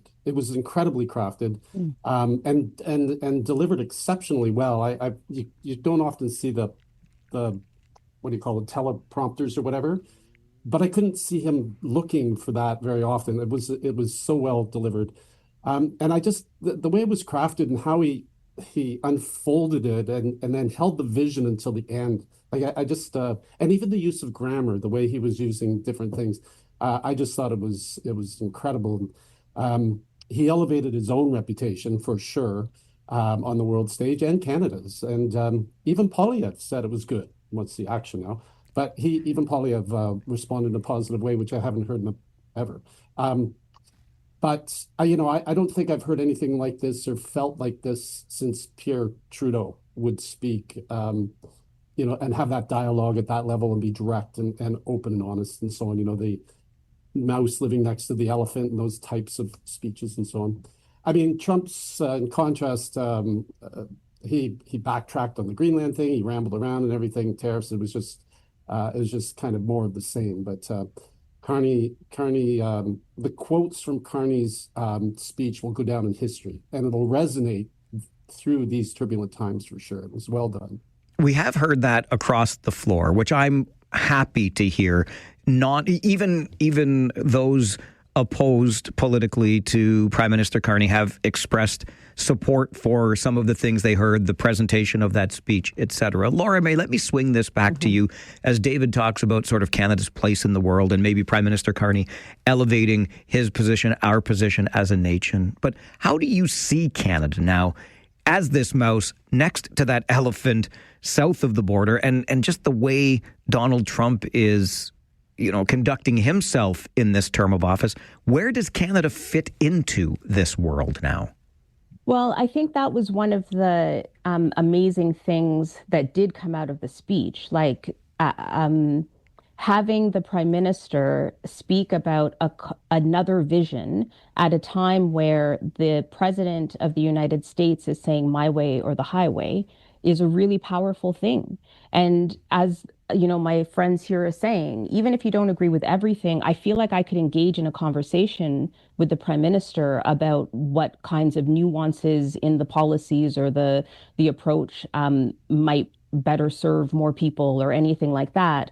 Whereas with the president, you can't really engage. And so at the end of the day, it's like Canada just stood up and reminded folks about what democracy actually looks like. And so that means that there is an opportunity to get more people better engaged, more civically engaged, and talking about some of these really important things. When he was talking about, we got to stand up for stuff, but that doesn't necessarily mean that you just yell and scream. Like there's partnerships and different ways that you can do things. They're just opened up a place for us to dream a little bit more that I don't think I could take away from what the President of the United States was saying. And hopefully this creates like maybe an opportunity here, right? Like Laura May, like the opportunity in this sort of stuff where if this resonates with Canadians, maybe we can start to see the idea that like Canadians move back to an appropriate way of doing our politics. Yeah. Right? Yeah. Like, can this be the thing that says, hey, this resonated, this brought, pride to the country? What if we did more of this and less of the incoherent rambling, less of the, the sloganing, less of the sort of riling up social media type stuff, and said like, hey, people actually do like when we present something that is thoughtful and important, and maybe our politics can see this juxtaposition and feel like, hey, wouldn't be bad if we went back that way on all sides. That if all sides of the parties, disagree, but disagree in a statesmanly way, or statespersonly way, I suppose is a better way to phrase it. Like, we can do that. We can be a country that has good politics if we want it. And I hope that this maybe is the beginning of moving in that direction. Or even disagree and come up with new solutions, because I think that was the other thing. Like, there was a solutions focused edge to what the prime minister was saying that you weren't really seeing in the president of the United States, right? Hopefully we can see an elevation of what we get and what we vote for, let's be fair, when it comes to politics. It's a good start to our conversation here this morning. And even before Prime Minister Carney elevated himself and inspired Canadians with that speech, a week or so before that, he made a deal with China, helping out Western provinces on canola in the agriculture sector.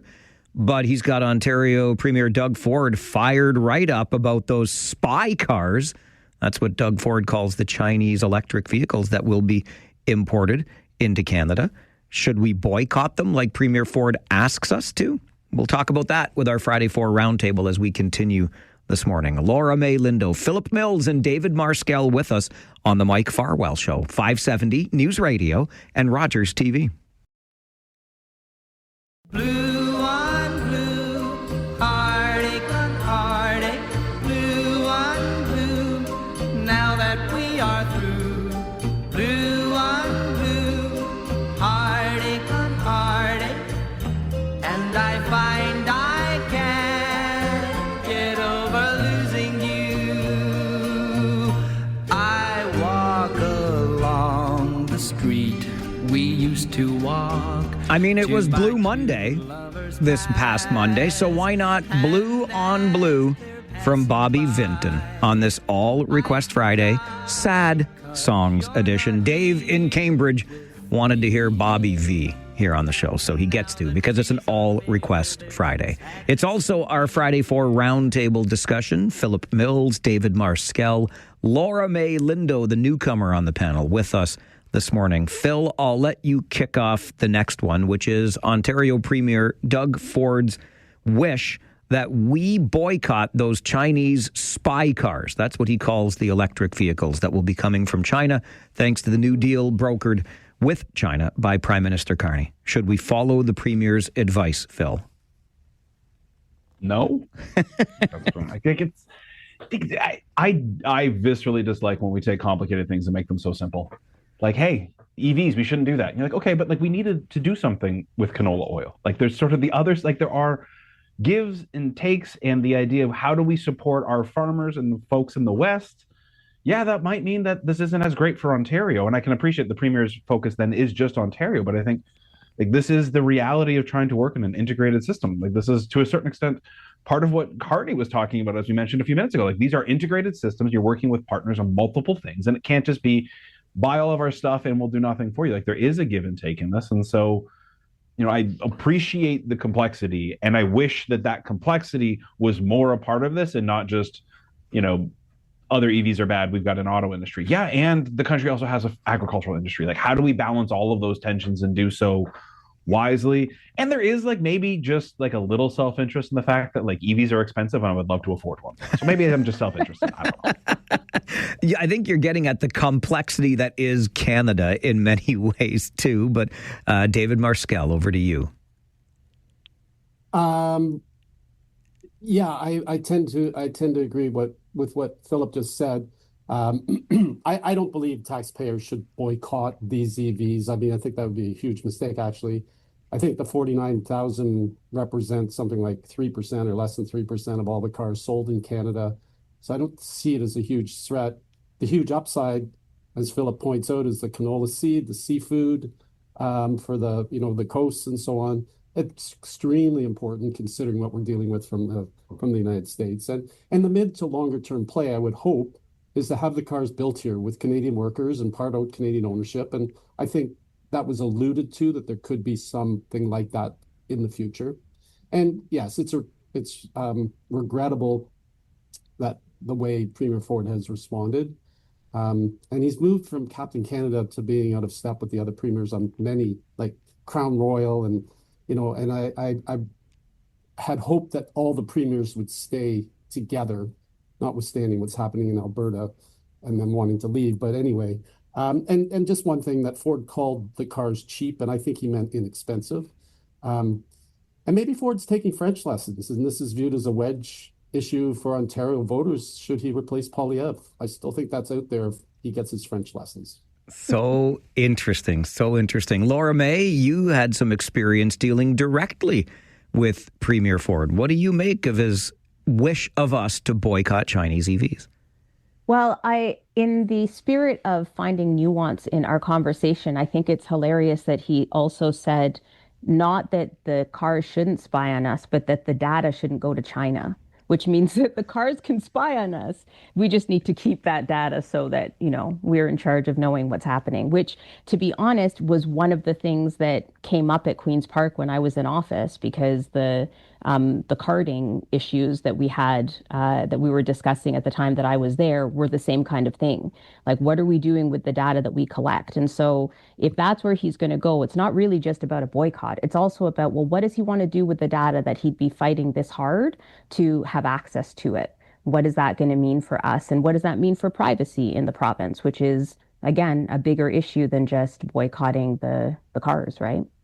I think on the one hand, what we have here, as Phil alluded to when we began this, is obviously the complicated nature of our federalism here in Canada, right? So you're making Scott Moe happy in Saskatchewan while you're upsetting Premier Ford in Ontario. Mm-hmm. Fair enough. Just like Premier Ford with the Crown Royal upsets Wab Canoe in Manitoba.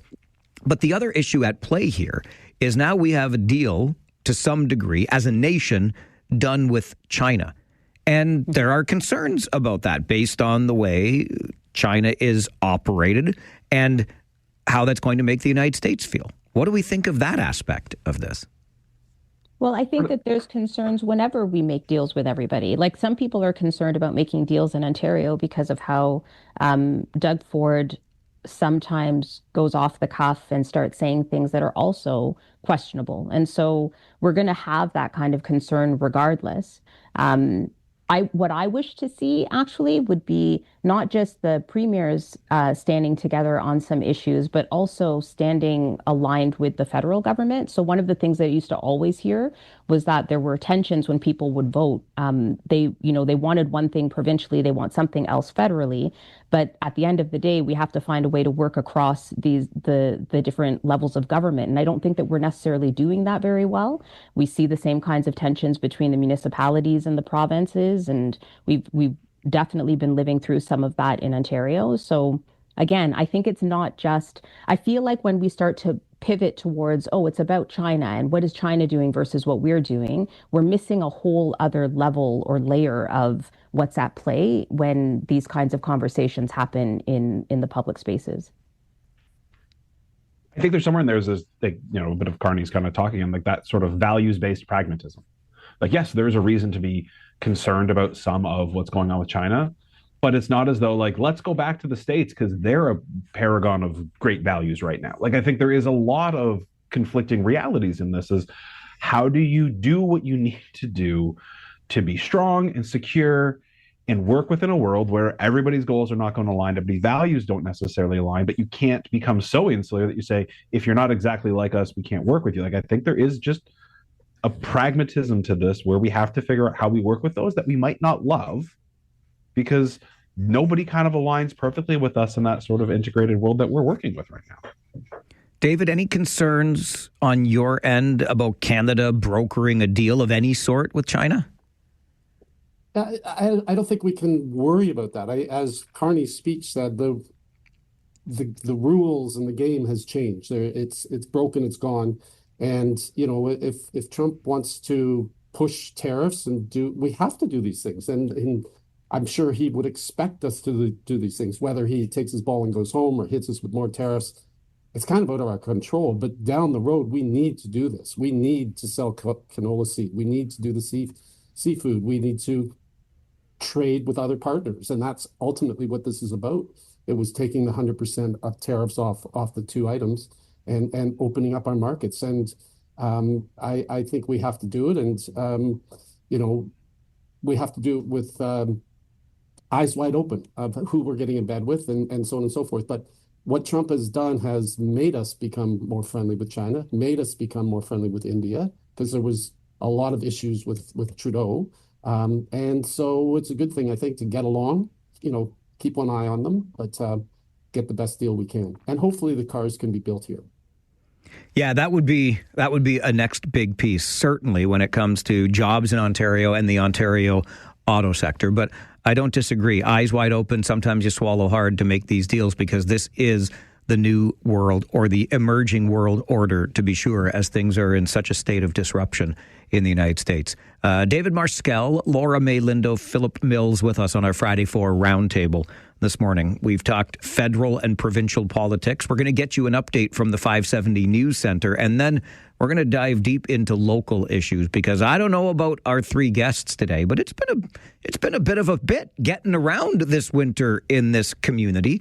And how can a parking garage get slapped with a heritage designation? It's a place to park your car. We'll talk about it with our Friday 4 roundtable as we continue on the Mike Farwell Show this morning. This is 570 News Radio and Rogers TV.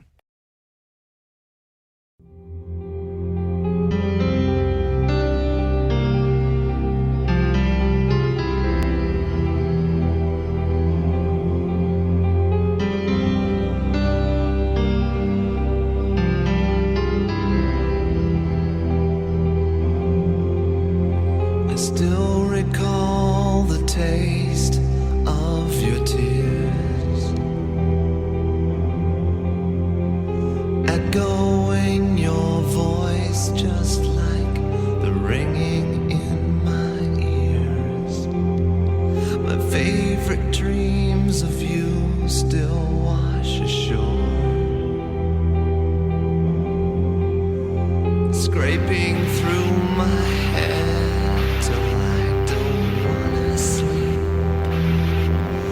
Nine Inch Nails and Something I Can Never Have, by request from Nate on your All Request Friday, Sad Songs edition. Your Friday 4 roundtable this morning brings us David Marskell, who is the CEO of the Museum in downtown Kitchener, Laura May Lindo, assistant professor in the Department of Philosophy and the director of Black Studies at the University of Waterloo, and Philip Mills, CEO of Habitat for Humanity, Waterloo Region. David, I'll start with you on this next one, and it's been causing a great deal of conversation and some concern expressed in the region this winter about the job we are doing, or perhaps not doing, when it comes to snow clearing. What say you about the level of service we've been getting from the city this winter? Well, it certainly doesn't appear that we are doing an adequate job. I'm talking not just about city workers, but homeowners and so on, in terms of sidewalks and all of that. I mean, the main roads are covered and have been for days, and the side roads are deep. I saw somebody spinning trying to get out of their own driveway yesterday. I mean, in fairness to the city workers, they're doing the best they can. Apparently there's a salt shortage, so that they didn't get that layer down, and so that doesn't help things. But this winter just keeps getting deeper and colder. But I've noticed just driving along that apartment and condo entrances and stairways, they're dangerous. I don't think that those condo management people and so on are taking care of those residents as well. But it's a tough one. I mean, it's easy to cast blame, but oh my goodness, this is incredible snow that we're getting. And I think we are more inclined to cast blame when we are as frustrated as we are and exhausted as we are by winter, when it's only into the late stages of January. But to your point, David, along with that salt shortage, City of Kitchener shares with us that they usually get in an entire winter, November through April, 5 snow events. We've had 7 so far declared already this year. I'll swing it over to Laura May Lindo. Your thoughts? Yeah, I also think it's difficult with the municipalities given that they're navigating such tight budgets these days. And so part of what I think happens is that you have to decide on your future budget based on what's happened to you in the past. And so in the past, we haven't seen snow like this. And now all of a sudden you're hit with it. And there are less and like fewer and fewer places where they can go for additional funding to get more crews out. Like I know that there have been times where I've seen things shoveled and 5 seconds later, it looks like nobody was passing there, which means you would need double the amount of people, double the amount of resources.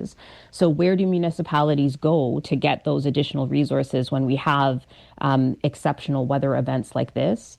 And when you also have on the flip side of it, a lot of people express real concern that climate change is the reason that we're seeing such vast differences in how long our winters are, how short our summers are, or vice versa. And if we don't even put money into dealing with stuff like that, then we're not even addressing the root cause of it, right? So I don't know what they're supposed to do, but I do think that in the spirit of sad songs for Friday, we should all be singing, I don't want to work. I just want to bang on a drum all day, because that is where I'm at with this winter. I can certainly get behind that idea. Phil, your thoughts on our level of service when it comes to snow clearing? There's a part of me that just says, like, I don't know, we're Canadians. Like, this is what it is. Like, at a certain point, there's like, I hate the snow and nobody wants to shovel, and I chose to live in Canada where it snows all the time and I have to shovel. And so, like, I don't know, maybe it's just like the time of year. Part of it is, I think, a bit of that time of year where we're like, all right, Christmas was nice.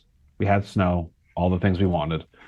When do we get out of this? Like, when does all of this, like, there's just I don't want to shovel anymore. Like, I think it is in some ways, a bit of, I don't want to shovel my driveway again. And why isn't the road done? And it's just I'm rightfully grumpy that snow exists now. You're getting to that point where you're like, I need the summer to come back. I would take all of the black flies and all of the mosquitoes to just be done with this. And I will sit here in July and say, when does the heat break and when do the bugs start dying? And just everything we want is what we don't have, because that's part of how we exist in our Canadian climate, I think.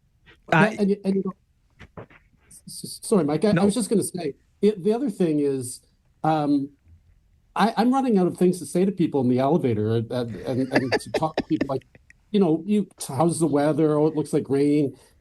We stopped talking about Trump, but all you can talk about now is the snow. And that's like, it's really bad, eh? Yeah. And then you don't talk. Like we need to be able to talk about something new. I think you hit on something in your first response, though, David. I wanted to explore a little bit further when you talked about condos, entrances, stairwells, etc. And I've been wondering, because I do as much walking as I can all year round. The dog and I love getting out for our walks together. And I noticed too on properties, multi-unit dwellings, where you would assume there is some sort of management company responsible. And I know that there are fewer and further between, they might be really busy, but I'm just wondering if we don't need to bake something in, just based on the way we're building our community today, if we need to bake something into the property taxes or the approval of a new building, because we have to be ready for these sorts of conditions, don't we? Mm-hmm. Yeah, I think we do. Oh, sorry, I'm jumping in. I think we do have to be ready for these conditions. Like, I totally agree. I can also hear people saying, but if the city is not doing the salting and the blah, blah, blah, blah, blah at the capacity that we believe they should be, then why should our property taxes get dinged again, right? Because part of the money is supposed to go to that. So then you end up in this, like, there's a hole in the bucket kind of argument, right? But I do think that it's important for us to make use of the kinds of things that we do have baked in to make sure that people are actually maintaining their properties and that property managers are doing what they need to do to ensure safety. Because we have a lot of folks that are trying to navigate this. The amount of people I've seen with canes trying to get through big, huge snowbanks, even right in front of like bus stops, and they're trying to like get over these big humps. Like, what are we supposed to do in those situations, right? And it's the future. Like with the climate emergency that we're in, it's not going to get better. It's going to get worse and worse and worse. And Philip, at some point, will be complaining about the black flies as we have hotter and hotter summers and ticks are happening. I don't know. Will this cold weather get rid of ticks? By the way, is that a benefit of this winter? No more ticks. I would make that trade off in a heartbeat. Like colder winters, less bugs in the summer. I'm in. Yes.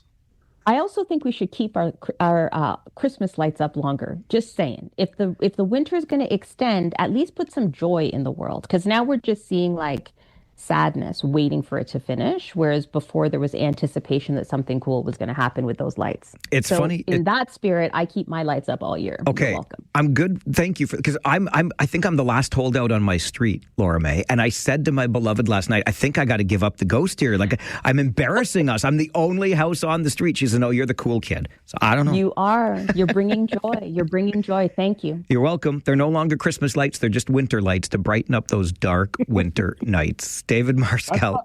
That's not what I'm seeing about you on Reddit, Mike. That's not what I'm seeing about you. Damn it. I got to get on there and clean up my image again. David Marscall, Laura May Lindo, and Philip Mills with us on our Friday 4 roundtable this morning. A quick break, and we come back with one more topic to discuss, which is a parking garage that is a heritage structure in Kitchener. We'll talk about it as we continue with the Friday 4 roundtable this morning on the Mike Farwell Show. 570 News Radio and Rogers TV. Hey Jude, don't make it bad. Take a sad song and make it better. Remember to let her into your heart. Then you can start to make it better. Hey Jude. Oh, it's one of those songs that I wish I was allowed to let run just a little longer than 60 seconds. But rules are rules. I'm allowed 59.9 seconds maximum per song on the show, even on All Request Friday. This one from Conservative Charlie. It's the Sad Songs edition of All Request Friday. I'm not even going to tell you what song it is, because if you don't know that, you have to turn in your music listening card right now. Laura May Lindo, Philip Mills, David Marscall with us on the Friday 4 roundtable this morning. Let's talk about the parking garage in downtown Kitchener. The parking garage. We all know it so well because of its spiral formation. It's a helix, don't you know? It's painted fluorescent green now. Very difficult to miss at the corner of Duke and Ontario. And heck, if you know what's what, you know that you park there when you go to the museum in downtown Kitchener. Laura May, let me start with you on this one. It's going to be slapped, we think, with a heritage designation, a parking garage. What do you think? So I was looking up what makes a heritage site a heritage site. So they say like an exploration of the past and that it helps you question the present. It helps you to challenge in the future. And that in and of itself makes me wonder what is happening. But when I dug a little bit deeper to understand the history of the garage and some of the stuff that's happened there, I can understand why somebody would say we want to preserve it, because you're seeing so much change happening so fast in the downtown core of Kitchener. They want to make sure that something that reminds us of other times, etc., is still there. One of the things I was thinking about, though, was that it's pretty cool that they did a call out to decide what color to paint it. And if they kept doing things like that, where people were part of that heritage, then they would be adding something kind of unique, like a spin to the heritage site, where part of what makes it so interesting is that people are also creating it even into the future. Do you know what I mean? So I don't know. It's an interesting thing when people decide this is something that you want to preserve at a time where we're seeing buildings come down and go up and all sorts of stuff, right? Well, and this is the thing that really gets me about the parking garage in and of itself, because yes, a relic to the past, absolutely. We are still in very many ways a car-centric community, but we're beginning to undo that, at least to some degree. So one would think that 10, 20 years from now, you're just going to have a parking garage standing that may look interesting, but will serve precisely zero purpose. So I find that curious. Phil, what do you think? It's a parking garage.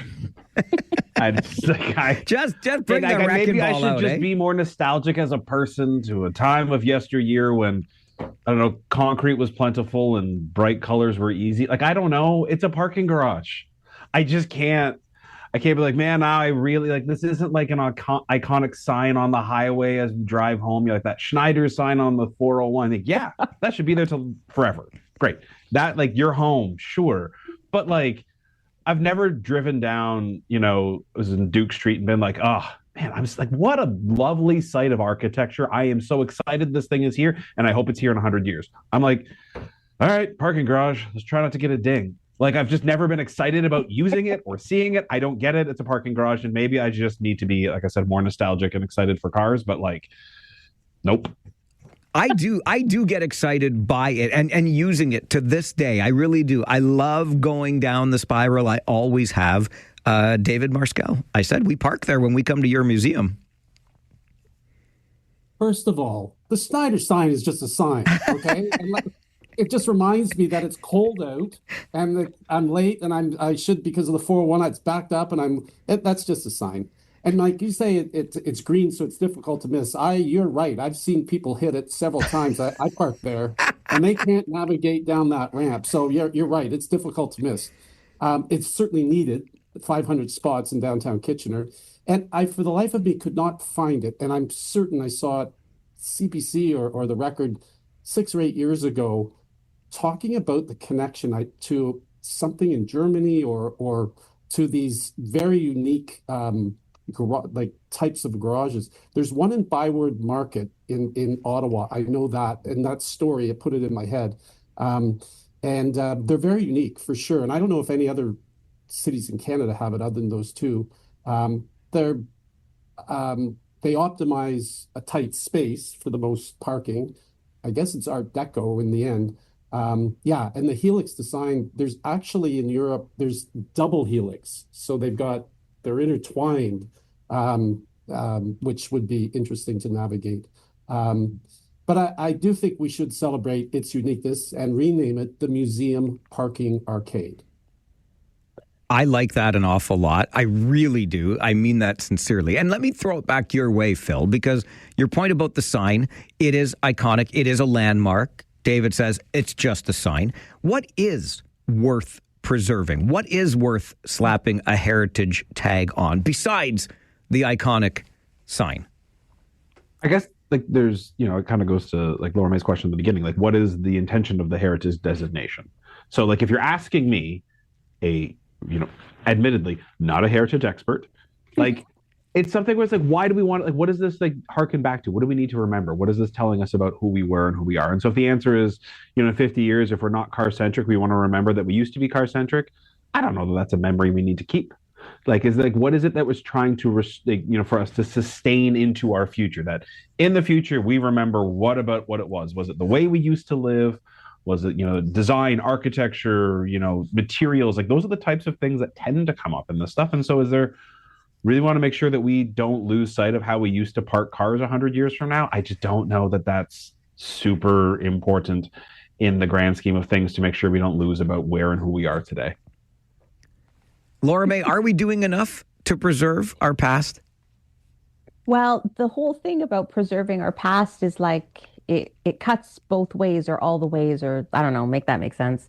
Because there are a lot of arguments about other things that we try to preserve, and then people get angry about what we're preserving. At least a parking lot, we're just mad about cars or no cars. But to be honest, we have these same kinds of arguments about statues to prime ministers. Do we preserve that history? Do we not? It's the same argument.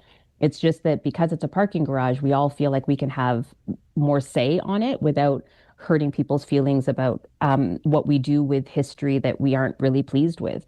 I would also imagine that even as I'm saying that out loud, somebody that's uber concerned about the environment, knows all about climate change, really wants to get rid of cars, is like, why are you preserving a thing that we need to get rid of? So I think it always comes back to the understanding how things are shifting and changing in community. And also, I don't actually know the answer to this question, but when something is determined to be a heritage site. Does it really have to be that for like the rest of eternity? Is there a timeline in which we go back over and review heritage sites and decide whether that's still who we are? Because we really do shift a lot, and some things we want to preserve today in even like 30, 40 years, we're like, maybe that wasn't the best idea.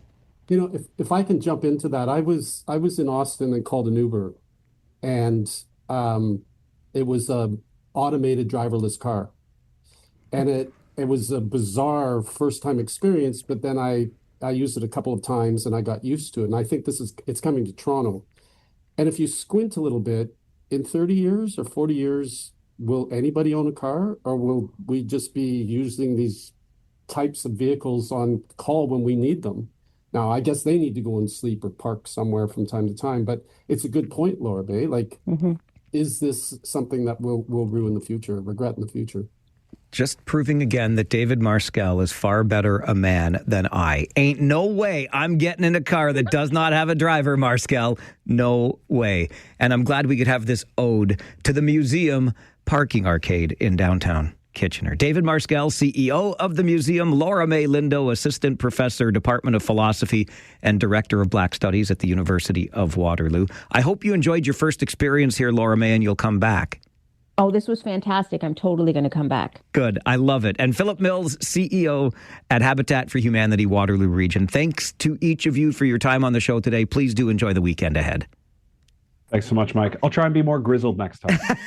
Don't ever be any less grizzled, pal, ever. See you guys. That was fun. Bye. David Marskell, Philip Mills, and Laura May Lindo joining us on the Friday 4 Roundtable this morning as we head to the 570 News Center for your noon update. And then we open the phone lines. In fact, I'll let you in on a little secret. The phone lines are open right now. Free Phones Friday is about to begin, where we take your calls. Let's hear from you, our final opportunity of the week on 570 News Radio and Rogers TV.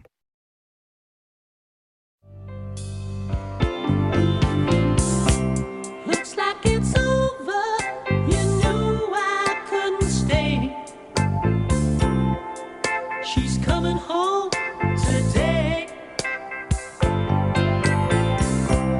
We had a good thing. I miss your sweet love. Why must you look at me that way? It's over.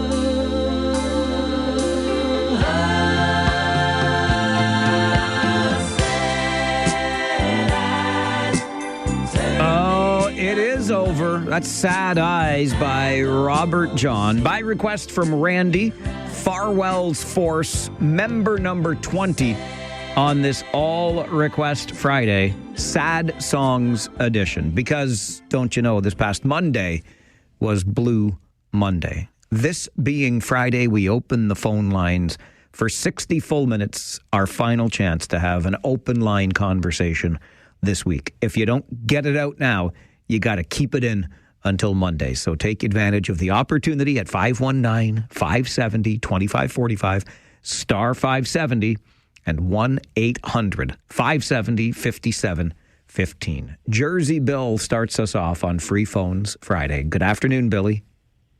Yes, and I'm tired of talking about Trump, so I'm going to talk about something I'm less qualified to talk about, which is ice hockey. And, okay.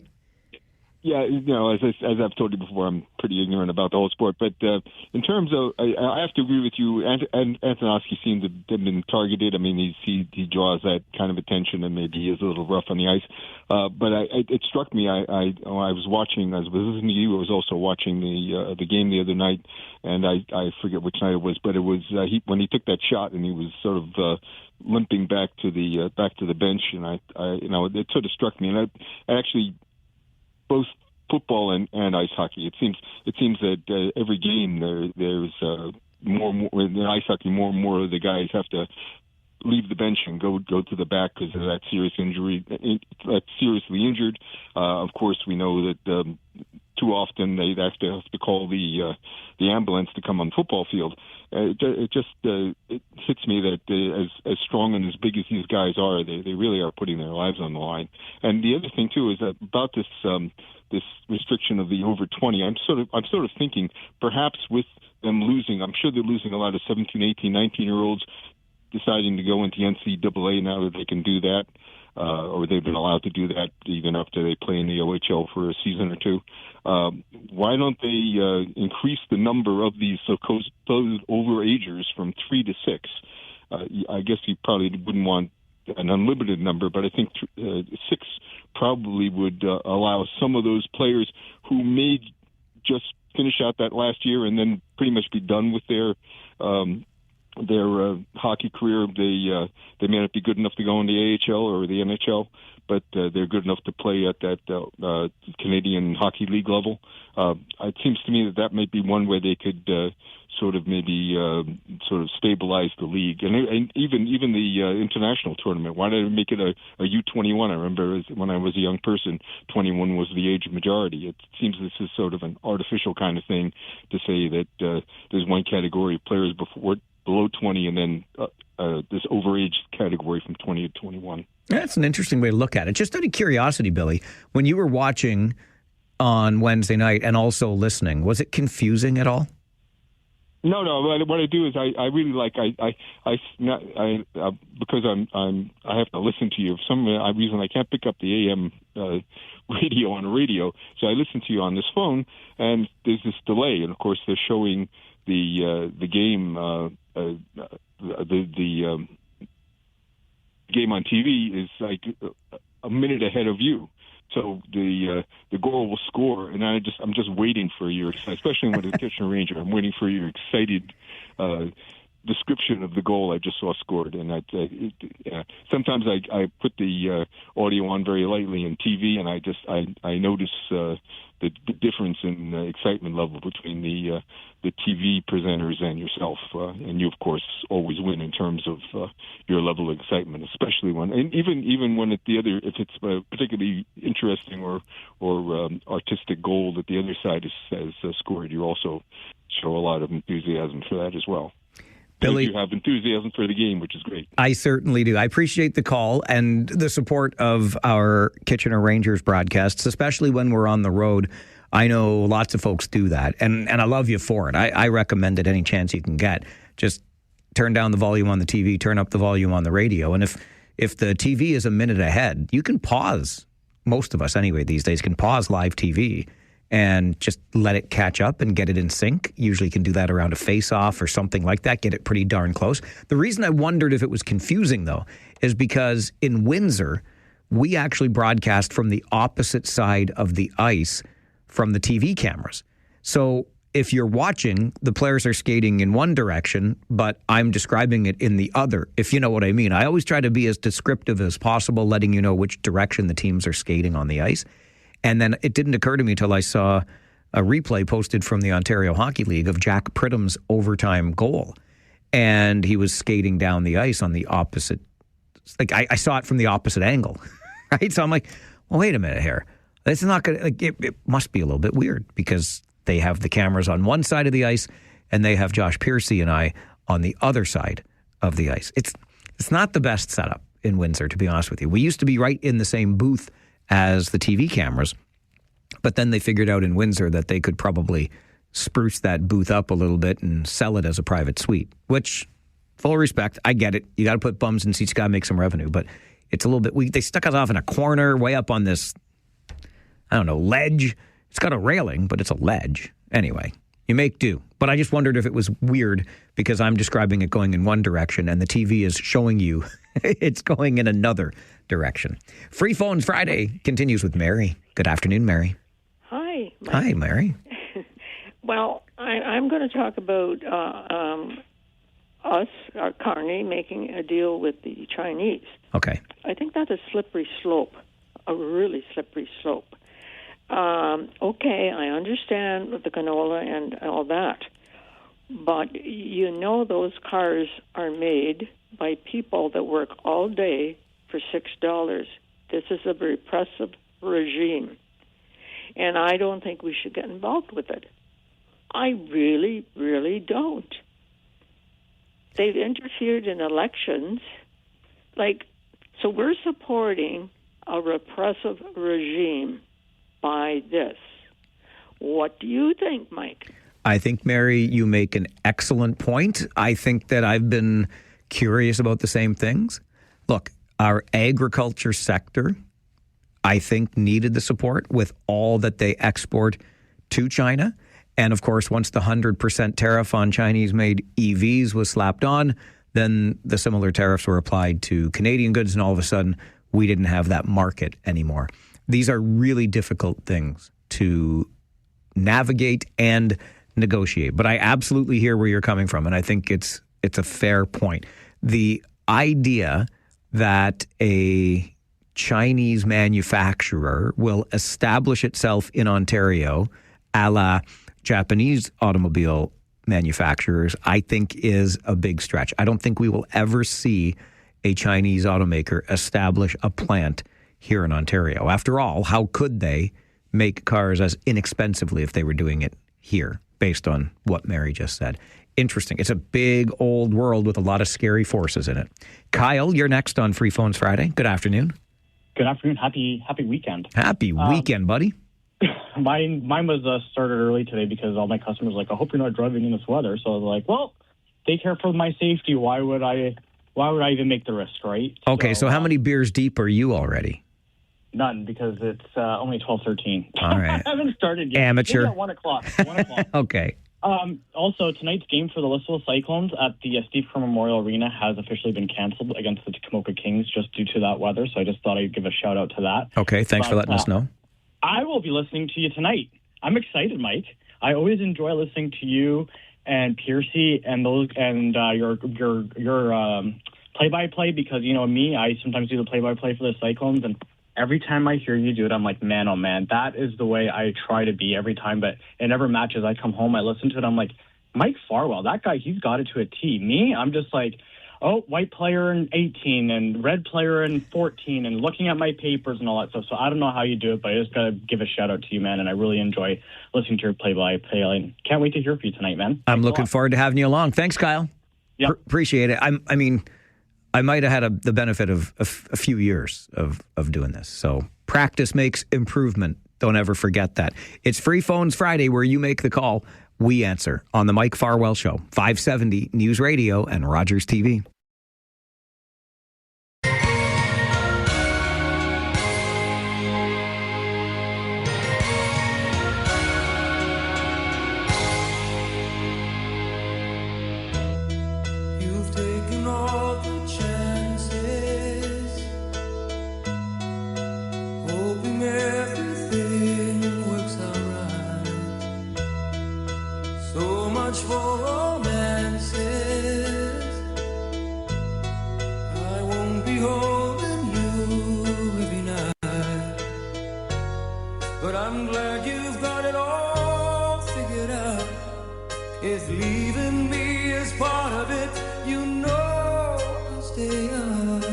It is Nothing Could Stand in Your Way. Zappacosta by request from Greg on this All Request Friday, Sad Songs edition.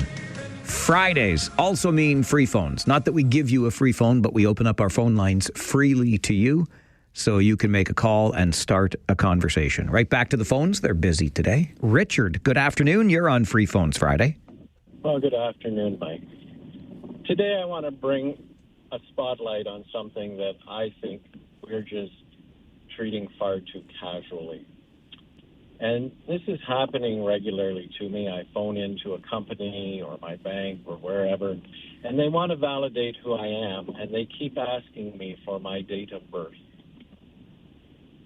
Your date of birth, my date of birth, is a highly sensitive piece of information, and in the wrong hands can create a lot of damage. I don't think these Tier 1 call answering, you phone in to transfer some money because the app is acting up and they want you to give you the date of birth. I don't even think they should be able to see my date of birth at that level in the organization. And I called the MP's office yesterday and the MPP's office, and we had a chat, and they're saying, yeah, you've got a good point there. When I worked for the government in IT, to collect the date of birth, oh my goodness, the hoops we had to jump through, and the security of the servers and the technology was immense and very costly. And it should be. But I think we just treat it too casually. We just, oh, yeah, what's your date of birth? And we rhyme it off. So I just want to take this moment to say your date of birth is a sensitive piece of information, and you should be careful whom you're sharing it with or whom you're confirming it with. And it shouldn't be used to verify your identity except as a very, very last resort. Richard, I really appreciate that call. Thanks very much. Thank you, Mike. Enjoy your day. You know, at the risk of sounding like your MP or MPP, very good point is what as I was listening to Richard, I thought, man, he's absolutely right. And I can understand why banks and other institutions like that would have your date of birth and need it for verification. But at the level you are being asked for it, why does that person in the call center have access to that sensitive a piece of information? And further to that, for what it's worth, I never enter my real birth date on any website ever. I'll let you in on this. I'm always born on Remembrance Day because that's just the date November the 11th. And then I might mix and match the year on that. But for that very reason, I'm not on this random website to know my birthday. You know. So anyway, Richard, great point. I hope we can reach receptive enough ears to maybe get some action on that. Because, listen, we give it all away, don't we? Every app we download, every site we navigate to, we give away more and more of our privacy. And the birth date is an important piece of information. Tony, you're next on Free Phones Friday. Good afternoon. Good afternoon, Mike. Twice in one day. Lucky me. Lucky me? Well, you're usually early in the morning. Yes. I'm torn today. You have to help me out. I don't know whether or not to go see the Rangers play today or go to or stay at home and watch Mitch Marner come back and play. Oh my gosh! Talk to somebody. You need to talk to somebody at the Odd because the reception for Wi-Fi in there, even though I'm going off the cellular network, is horrible. So I don't know what they're blocking, and I'm part of the Big Red Machine, so they should be able to get better reception in there. So you need to help me out. Rangers or Leafs tonight? All right. Listen, what am I doing, Mike? Well, you know what I think you should do, Tony, truly? Rangers all the way, because it's going to be a more positive experience. You just want to watch Mitch's return so you can boo him. You don't need that. You don't need to raise your blood pressure. I hope Canadians are classy enough. Okay, when he touches the puck, boo him. But when they do the tribute, I mean, give him a standing ovation. The guy did entertain us for a number of years, and he is a quality hockey player. Sure. So I hope people are decent enough to do that. But after the tribute, boo him all night. All right, Tony. Appreciate the call. Have a good one, brother. Thanks, you too. Twice in one day from Tony. I am lucky today. And that just makes me think about the difficulties getting your cell signal. I got to think it's got to do with the number of people in the building trying to access the network at the same time. I mean, we get 7,000 people in there. And I'm not trying to defend because I've been in buildings where it really is bad. Owen Sound's a classic example. But when we get there before the game starts, it's easy to upload our information back to the radio station. As soon as the building fills up, forget about it. And I know they just redid the infrastructure network-wise in the Kitchener Memorial Auditorium a few years ago. So I got to think 7,000 people in the same place trying to access the cellular network. I'm no expert. There's my guess. Barbara, good afternoon. Good afternoon, Mike. I have a public service announcement for everybody. We've got wild weather coming in this weekend, and the probability of power going out is fairly high. People may not be aware of this, but when the power is out, you want to avoid using water, because if the power is out at your house, it may also be out at water facilities, water treatment plants, pumping stations, whatever. And although they have backup power, it's not a perfect system, and they're supposed to flip to backup power, but backup power needs diesel fuel, and so the guys might have to be driving around filling up the backup power. In any case, using water is drawing down energy from the system, and that's best avoided if the power goes out. Also, a great time, if you haven't done this already, buy a couple of those huge water jugs at the water store, throw them in the corner of your basement, and if the power goes out and water goes out, I mean, it may not, but it's a heck of a storm coming. Just reduce your water usage and make sure you have backup water at your house. Thanks, Barbara. It's a great piece of advice. Okay, have a great day, Mike. Bye. You too. Bye-bye. Great little reminder that with the wicked weather coming, we can take steps to be prepared. Randy is next on Free Phones Friday. Good afternoon, Randy. Good afternoon, Mike. I sent you an email earlier. Did I get 311 in the Farwell's number? Hang on a second here. Did I? Oh, wait. Wait. Hang on. I Yes. said that before I did the 25 driveways this afternoon. Attaboy, Randy. I loved your email. And yes, I actually remembered reading that. I'm a little behind on all my emails. But you got it, and I just wrote it down. Perfect. You're officially there, buddy. From an IT perspective, I'm an IT person. Yep. For when it comes to security, you should never use any information that actually is true. What I tell all my clients is make up a lie. So my date of birth is always close to what my date of birth is, but I use the same date of birth on everything except for something that's legal where I have to have my real date of birth. Like an example, if it says, what's your favorite book, I always say algebra because I couldn't stand algebra. So nobody's ever going to look and see anything out there and guess that Randy's favorite book would be algebra. I love it. Great stuff, Randy. My point. I really appreciate the advice on that. Thanks very much. Perfect. Thank you. And welcome aboard Farwell's Force, too.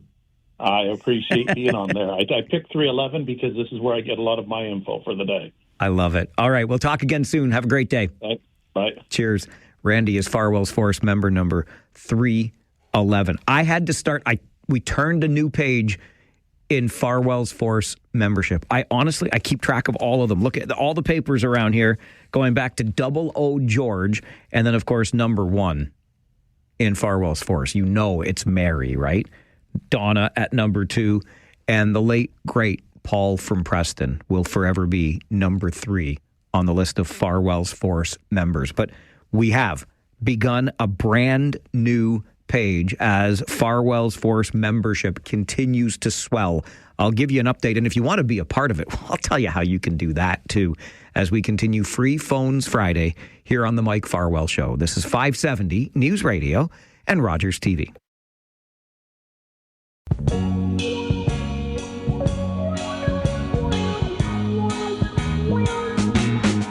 Did you know I'd go to sleep and leave the lights on, hoping you'd come by and know that I was home, still awake, but 2 years go by and still my lights on.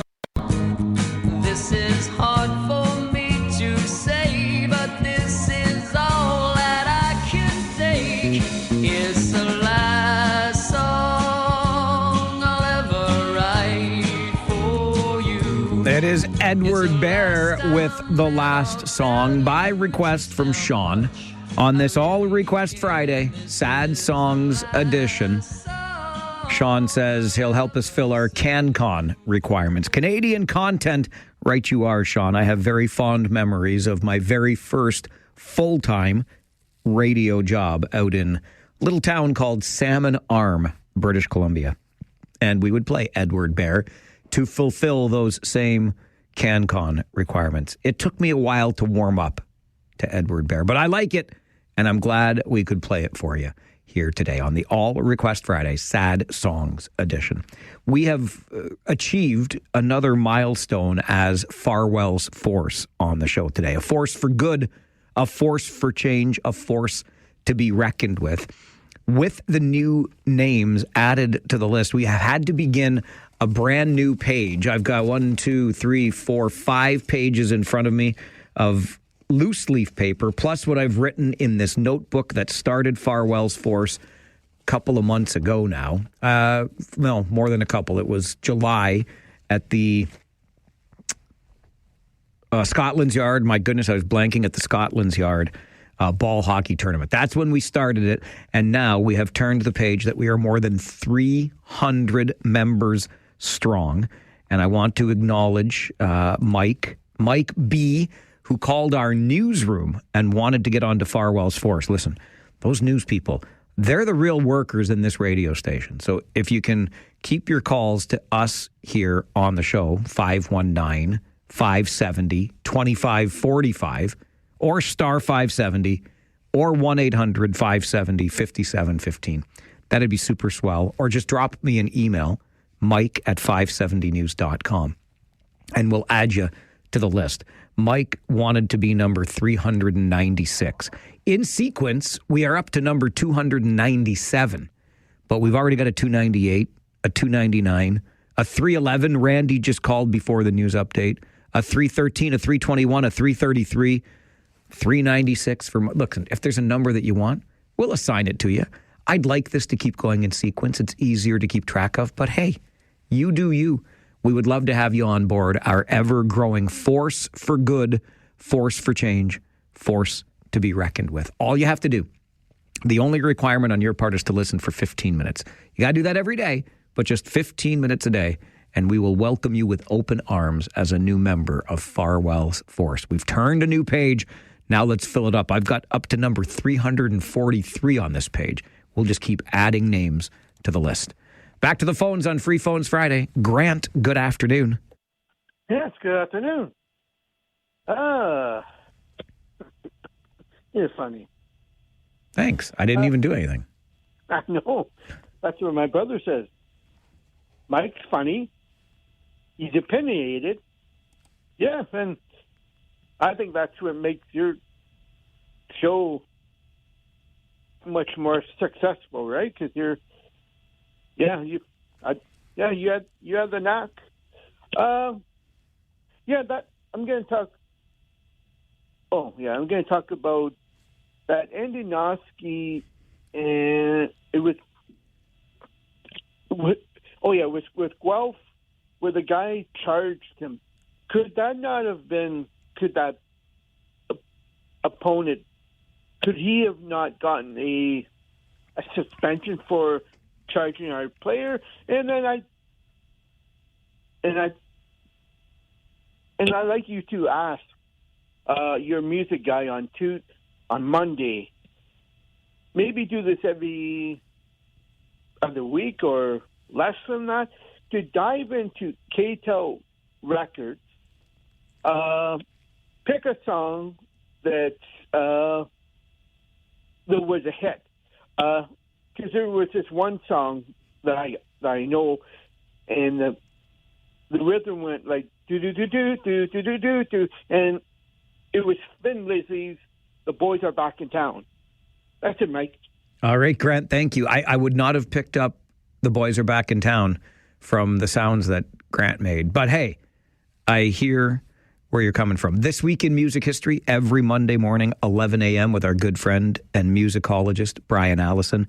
You'll hear it again on Monday. And look, I'm sure that some of the songs that we talk about were KTEL hits back in the day. I'm sure of it. As for the game that you were talking about between the Kitchener Rangers and Guelph Storm last Sunday at the Kitchener Memorial Auditorium, Rowan Top of the Guelph Storm got into a fight with Matt Andonovski of the Kitchener Rangers. And yes, Rowan Top spent some time kind of chasing Matt Andonovski down the ice. I don't think he deserved a suspension. I do think he should have gotten the instigator penalty on the play. I'm not sure why he didn't, but hey, I wasn't the referee on the ice making the call. If I had been, then I would have given him an instigator penalty. But that's okay. Rangers won that game. They won the game after that. And they're playing against the Owen Sound Attack tonight. Pre-game show starts at 6:30 right here on 570 News Radio. We're going to continue Free Phones Friday with Andre. Good afternoon, Andre. Hi, Mike. I just want to bang on my drum all day. Game day, boy. Game day, baby. Oh, okay, boy. I'm just joking. I feel great. I mean, very excited because, like we said last time, the success they had in Windsor, that was a big test, and they feel confident.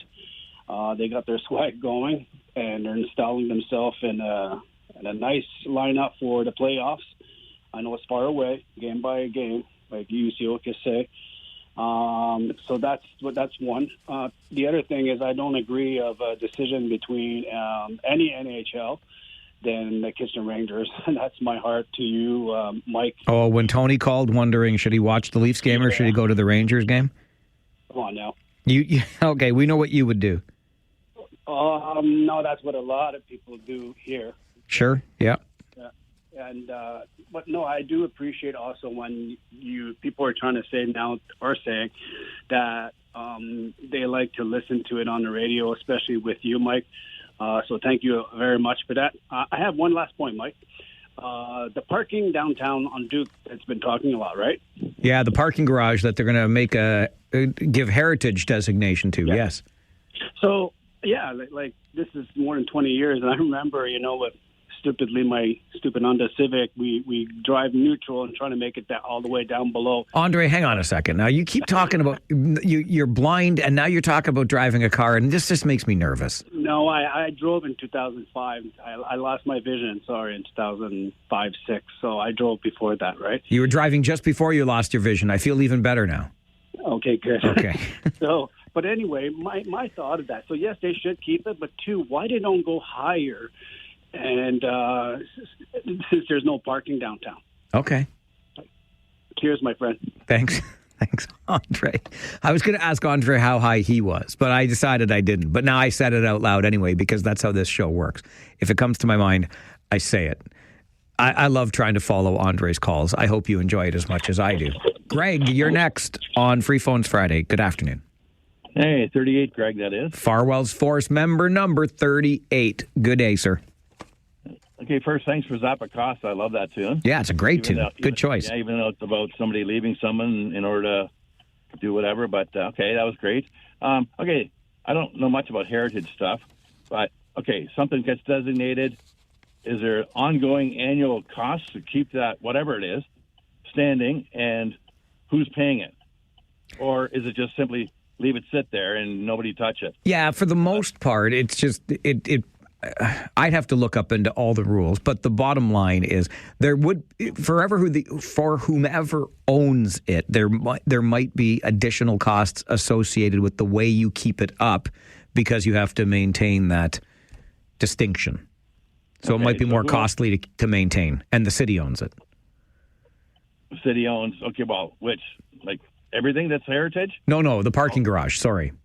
Okay, yeah, I guess I'm just thinking of the heritage concept in general. It's like, all right, whoever wants it, give them the bill for whatever upkeep is going to be needed, or for it to stand, or whether it's some old house and the grass needs mowing around it or something. Like, I'm just thinking, like, I'm not sure whoever's, I don't know who's in charge of making the decisions, but probably they're not going to pay for anything about it. Like, just, I don't know. I just thought, I see it, there's just too many other ways for money, such that if taxpayers' money is going towards something that's, ooh, that's nice, let's leave it at sentimental, it's got some history, well, I don't know, send a bill to anybody that thinks that way and let them split it.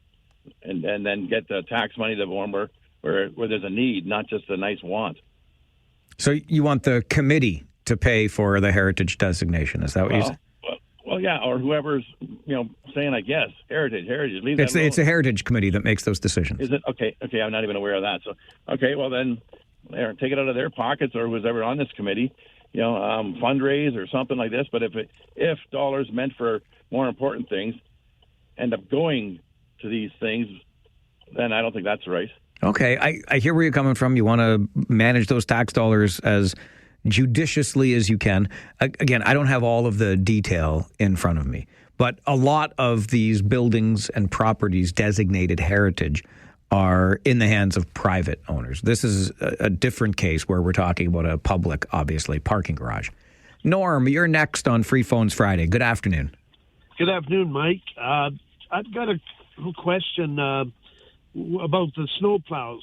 I was asking, or I was following a snowplow the other day. It was about going about a block from King Street in Preston. I was coming from the arena playing hockey, and he had his blade up, and there was all kinds of snow to be blown on that section. And it was only about a quarter of a mile. I followed him. He had his plow up, and then he turned on to, I believe it's Industrial Road up top there, turned the corner and put his plow down. That's just, I know we don't have enough plows. We don't have enough people. So we're storm in centuries. But that just bothered me. I couldn't understand why he couldn't put his plow down for a little bit there. But anyways, I'm on their side. We don't have enough resources this time of year for this type of storm. But it would just bother me when he didn't have his plow down for that little section. But anyways, why I call is I just wonder if number 300 to be a Farwell groupie. I don't know if I need any groupies, Norm, but I do not have...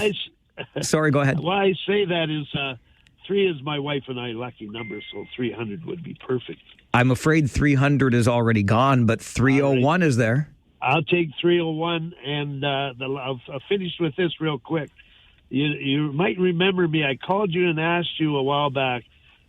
I know I'm on the other side, and you don't like to discuss my hockey team. Oh, be careful, Normie. Be careful. Would you have a team of Matthews, or would you have a team of Gallagher's? And you answered, of course, with goal scoring, but I would answer with more grit. But anyways, I'm Normie from Hesper, by the way. You can structure me that. I'll call you some more on these subjects. I look forward to it, Normie from Hespler. Thank you. All right. Thank you, mate. Cheers, mate. Bye-bye. I love that. I love every bit of that. Just thinking about Normie from Hespler coming back from the arena, which I'm assuming is the Shade Street Arena, which is just a gorgeous building because he said he was coming through Preston, right? Anyway, I could go on. We know how much we love that Galt Arena Gardens, don't we? Regardless, with the plow, the only thing I could think of is everybody's got their assigned route. Is it possible that was a regional plow versus a municipal plow? Because the city plows do different streets than the regional plows do. Regional roads versus city roads. Listen, I'm not going to try to untangle the whole mess. If I was that driver, I'd have my blade down, but I don't know how it works. I don't know how it works. I do know how two-tier government works, though. That's the kind of government we have here in the region, and it works ineffectively and inefficiently. That's how it works. It's Free Phones Friday on the Farwell Show, 570 News Radio and Rogers TV.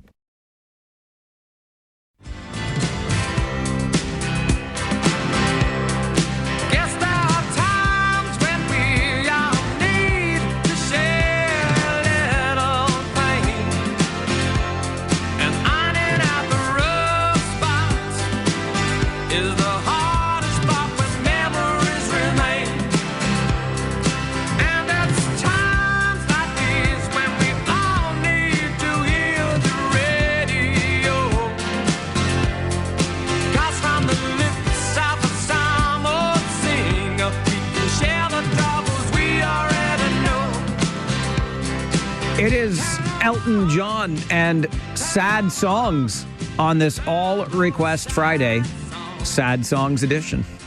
By request from Marino, Farwell's Force member number 66. Another fun All Request Friday. We'll do it again in a week's time. I'll figure out a theme over the weekend. We'll let you know what it is on Monday, and we'll play all requests again a week from now. Finishing off Free Phones Friday this week, and back to the phones we go for Kim. Good afternoon, Kim. Hi, Mike. Hi, Kim. To get back to the Duke Street Heritage designation, I know you're a St. Jerome's boy, as I am. I think I was a few years ahead of you. But concerts on the top floor. Oh, yeah. Putting Cold Water and Copper Penny together, and the other one was April Wine. So I don't know if you remember that. I graduated in 76. But those were two concerts that were up on the top level. I don't know if that warrants a designation or not. Hey, listen, put a bronze plaque in there to remember those concerts as well as maintaining the structure, right? Exactly. All right. Throw that in. Thanks. Appreciate the call today. Great to hear from you. Some good old memories in downtown Kitchener. Rick, you're next. Free Phones Friday. Good afternoon. Hello, Rick. Number 137 calling in. 137. Yep. And just doing a PSA, another public service announcement. I am driving around today. I didn't really feel like going out, but I, had a nice wood fire going there, but I decided, no, I have some errands to run in the city. And it is very, very windy and blustery. And people do not have their full headlighting system on, Mike. Can you imagine that? The jack wagons don't have full headlighting systems, and I just don't get it. It's absolutely terrible for wind out here when I left beautiful downtown Maryhill, come through Bloomingdale, and it was terrible all the way into the city. And then I had to go to Heidelberg. I had to go get some cheese curds. You know they make the best cheese curds in Heidelberg. You know that, don't you? And I'll tell you, people are driving. You got auto headlights, people. Yes. It doesn't mean they come on when it's sunny out. Your taillights aren't on. They come on at night, yes. Override your auto headlights. Make the little green light on your dashboard come on, because the little green light on your dashboard means that your taillights are on. I don't know. I think it's just driving a car dummies 101 or something here, my friend. But I don't think we're going to make the game tonight either, my friend. I think it's going to be too blustery tonight to get out of the house. All right. Well, we'll have you covered on 570 News Radio, We're okay? listening to you, my friend. Well, listen, have a good one. Thanks, Rick. Great to hear from you today. Farwell's Force member number 137. Great reminder. I saw somebody like that coming to work this morning. And when I'm coming to work, it's still dark. If you don't have your full lighting system on, there is a special place in HE double hockey sticks for you. Come on with your coming on here. Let's go. Dallas is next. Free Phones Friday. Good afternoon, my friend. Yes, sir. Yes, sir. Second time today. It's just like your other caller. But anyway, I'm going to make it short and sweet. Public announcement. If you're walking, don't go out there. It's not nice. Simple as that. All right. Thanks for the advice. Okay. Ultimately, my quick call will be about Doug Ford's going on about the EVs coming in to Canada. You know what? He seems to forget when he talks about if it's not manufactured in Ontario, et cetera, et cetera. Well, what about all the Hyundais, all the Kias, all the Nissans, and all the Toyotas that aren't manufactured in Canada that comes into this province? He hasn't got a problem with them. I don't know what his problem is with the Chinese EVs. All right, Dallas. Don't forget, there's an awfully large Toyota footprint in southwestern Ontario, including thousands of our neighbors employed in Cambridge. We got to leave it there, and I got to leave some of you hanging. I'm so sorry, but we're out of time. It's been a great free Phones Friday. Let's just carry this over till Monday, okay? I'll come back Monday morning at 9, and we will resume our conversations then. Now You Know with Rob Snow is coming up here immediately, and Josh Piercy and I will be at the Kitchener Memorial Auditorium to entertain and inform you about all things Rangers hockey starting at 6:30 tonight. My name is Mike Farwell. You are a force for good. Bye for now.